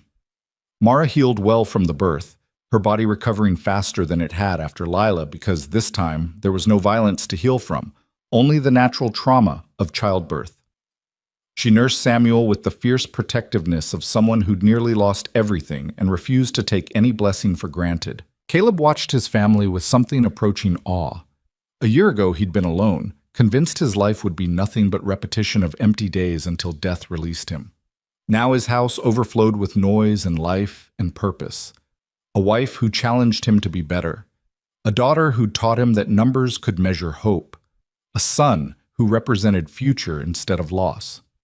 On a warm evening in late May, with Samuel 6 weeks old and the world green with late spring growth, they gathered on the porch, all 4 of them plus Margaret Carlyle, who'd become family despite lacking blood connection. Morrison and his wife stopped by with a gift for Samuel, a hand-carved cradle the sheriff had made himself. Figured the boy needed somewhere proper to sleep, Morrison said gruffly, embarrassed by his own generosity. They sat together as evening settled, adults talking quietly while Lila counted fireflies emerging in the gathering darkness, and Samuel slept in his new cradle. The conversation drifted across various topics: the shelter's success, the ranch's prospects, plans for expanding the cattle herd, whether Lila would continue enjoying school come fall. Eventually, Margaret spoke into a comfortable silence. Eleanor would have loved this. Seeing her tragedy transformed into something that saves others, knowing that the house where she died became a place where women find life. She made it possible, Maura said. Her diary gave me courage to use my own. Her death gave me determination to survive. Everything good that came from my testimony exists because she documented her truth 20 years ago. Then let's toast to Eleanor, Morrison said, raising his coffee cup since alcohol wasn't served in this household. To the woman whose silence was broken too late, but whose voice echoes in everyone you've helped since. They toasted, and the moment felt holy in a way that had nothing to do with churches or scripture and everything to do with human connection forged through shared pain and mutual support. After the guests left, Caleb and Maura put the children to bed. Lila in her room with her collections of stones and drawings, Samuel in his new cradle beside their bed. Then they returned to the porch and sat together watching stars emerge over the mountains. "Do you ever wish things had been different?" Maura asked. "That you'd met me before Evan, before all the violence and fear? That we could have fallen in love like normal people instead of being thrown together by trauma?" Caleb considered the question honestly. "Sometimes. But then I think about how suffering shaped us into people capable of appreciating what we have. You learned strength I might never have valued otherwise. I learned that opening yourself to pain is the only way to open yourself to joy. We both learned that survival requires community, that isolation is a prison even when it's chosen." "So you're saying trauma made us better?" "No. I'm saying we made ourselves better despite trauma. There's a difference. The violence didn't improve us. Our response to it did." Maura leaned against him, fitting perfectly against his side the way she had since the first time they'd sat together like this. "I love you, Caleb Hart. Not because you saved me, though you did. Not because you gave me a home, though you did. But because you taught me that surviving wasn't enough, that we could thrive instead of just endure. I love you too, you and Lila and Samuel. You're my family, chosen and built, and worth every hardship that brought us together." They sat in silence after that, content to simply exist together in the peace they'd fought so hard to achieve. Inside, Samuel stirred and made soft sleeping sounds. Lila's window glowed with lamplight as she read before sleep. The ranch settled into darkness around them, secure and solid and theirs. The journals still existed, locked away but not forgotten. They'd become part of the historical record when Maura donated copies to the territorial archives, ensuring that Eleanor's story and her own would be preserved as testimony for future generations. Women decades from now could read those entries and know they weren't alone, that others had survived similar horrors and found ways to fight back. But the journals no longer defined Maura's present.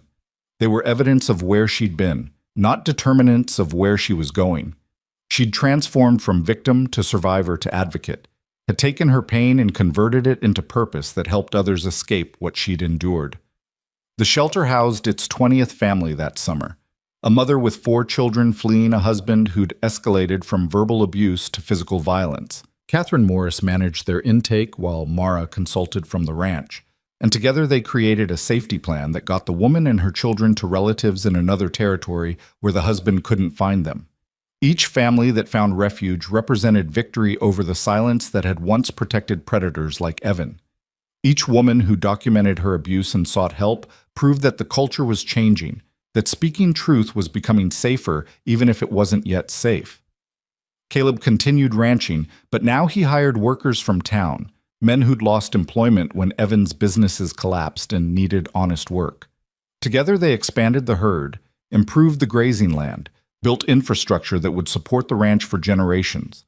The work was hard but satisfying, the kind of labor that produced tangible results and contributed to something larger than himself. Lila thrived in school, her mathematical gifts recognized and encouraged by Miss Morris. She made friends cautiously, still wary of trusting too freely, but gradually opening herself to connection. She brought classmates home occasionally, and Maura would find them in Lila's room counting stones or arranging flowers in numerical patterns, Lila teaching others the language of mathematics that had saved her. Samuel grew with the alarming speed of infants, transforming from tiny newborn to sturdy baby almost overnight. He smiled early, laughed often, and showed none of the fear that had marked Lila's early years. He'd been born into safety and love, had never known anything but gentle hands and soft voices, and it showed in his easy temperament and ready trust. On an evening in late August, almost exactly a year after Eleanor's house had opened, Maura stood in the barn, their barn, rebuilt from ashes, and surveyed the space where they'd been married. Caleb found her there, Samuel sleeping against her shoulder, her expression contemplative. "What are you thinking?" he asked. "I'm counting," she said with a small smile. "Not the way Lila counts, measuring everything in numbers, but counting blessings, maybe. Counting the distance between where I was and where I am. That's a good kind of counting. A year ago I was terrified that Evan would come back, that the judge's ruling wouldn't hold, that somehow, despite everything, I'd end up back in that house being hurt while everyone looked away." She shifted Samuel slightly, his weight comfortable against her. "Now I'm here, safe, married to a good man, raising 2 children in a home built on honesty instead of fear. It feels miraculous." Not miraculous. Earned. You fought for this, documented your way out of violence, spoke truth even when silence would have been easier. "We fought for this," Maura corrected. "I couldn't have done it alone. You gave me space to be strong, believed me when belief mattered most, stood beside me instead of trying to save me." Caleb pulled her close, careful not to wake Samuel. "We're a good team. The best team." They stood together in the barn that had witnessed their marriage, their triumph over trauma, their choice to build future on the rubble of past. Outside, Lila's voice drifted through the evening air as she counted stars emerging in the darkening sky, her numbers a meditation instead of a measurement of fear. The world continued turning, seasons cycling from summer to fall to winter to spring in endless repetition. But for the people gathered in this ranch house at the edge of Cedar Ridge, time measured something different now. Not survival, but growth. Not endurance, but joy. Not counting breaths between violence, but counting stars in peaceful darkness. Evan Rowan was gone, his power dissolved, his legacy transformed from oppression into liberation. Eleanor Carlisle's death had been redeemed by the women her story saved. Maura's suffering had been converted into service that protected others from similar fates.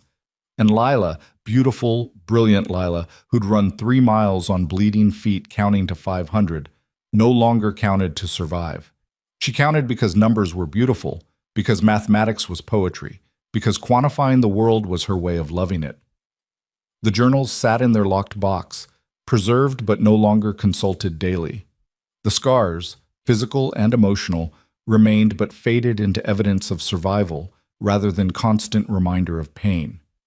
The fear that had defined years of life gradually loosened its grip, replaced by trust earned through consistency and safety, built through community. On a crisp October morning, Caleb stood on the porch watching Lila walk to school, her lunch pail swinging at her side, her step confident. Maura emerged with Samuel on her hip, the baby babbling nonsense that would eventually become words. "She's happy," Maura observed, watching her daughter disappear around the bend in the road.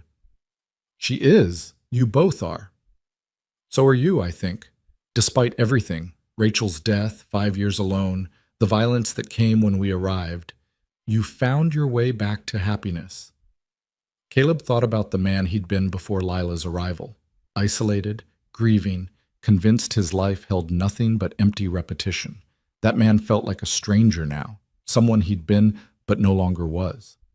"Happiness isn't about forgetting pain," he said slowly. "It's about building something beautiful despite pain, about choosing connection even when isolation feels safer, about loving again even after loss." Is that what we did? Built something beautiful? He looked at her. This woman who'd survived what should have destroyed her, who transformed trauma into testimony and testimony into change. He looked at Samuel, innocent and trusting in ways Lila had never been allowed to be. He thought about Lila counting stars instead of breaths, measuring joy instead of pain. "Yes," he said with absolute certainty. "That's exactly what we did." Inside the house, the journals remained locked away, their purpose fulfilled but their importance undiminished. They existed as evidence that speaking truth mattered, that documentation could become weapon against power, that one woman's courage could ripple outward to protect hundreds of others. But they were no longer the defining feature of anyone's life. They were history, important, preserved, honored, but not determinative of future. The people who'd created those journals had moved beyond them, had built lives defined by choice rather than survival, by love rather than fear, by hope rather than despair. The ranch stretched green and productive around them, rebuilt from ashes into something stronger than before. The shelter operated in town, transforming Evan's house of horrors into sanctuary for the vulnerable. The community had changed, had learned that silence protected predators while truth protected victims, had chosen courage over comfort when it mattered most. And at the center of it all, a family that had chosen itself. Caleb, Maura, Lila, and Samuel, counting blessings instead of breaths, measuring love instead of loss, building future one peaceful day at a time. The counting had stopped being about survival and become about appreciation. The numbers that once measured danger now measured growth. The mathematics that once tracked violence now celebrated peace. Lila would grow up strong and whole, her intelligence celebrated instead of feared, her counting recognized as gift instead of coping mechanism. Samuel would know only love and safety, would never learn to measure his mother's pain because there would be no pain to measure. Maura would continue helping others escape what she'd survived, would spend her life ensuring that Evan's legacy was liberation instead of oppression. And Caleb would wake each morning grateful for the family that trauma had brought him, for the second chance at love he'd never expected, for the proof that broken hearts could heal if given time and care and community. The story that began with a child running through dust on bleeding feet had transformed into something hopeful and redemptive, not because trauma was noble or suffering was valuable, but because the people who endured that trauma had refused to let it define them. They'd taken their pain and built something beautiful with it. They'd survived, and then they'd thrived.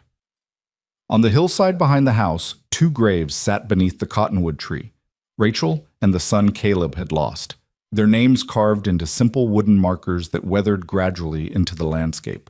Caleb still visited them sometimes, still spoke to Rachel about the life he'd built after her death, still honored the love they'd shared. But now, when he visited those graves, he brought Samuel. He told Rachel about her successor, about the woman who'd taught him that loving again wasn't betrayal but affirmation of life's continuation. He imagined Rachel approving, imagined her glad that he'd found happiness instead of spending decades mourning what couldn't be recovered. The past existed, honored and remembered, but not controlling. The future stretched uncertain but promising. And the present? This moment, this family, this peace earned through courage and maintained through vigilance, this was enough, more than enough. This was everything.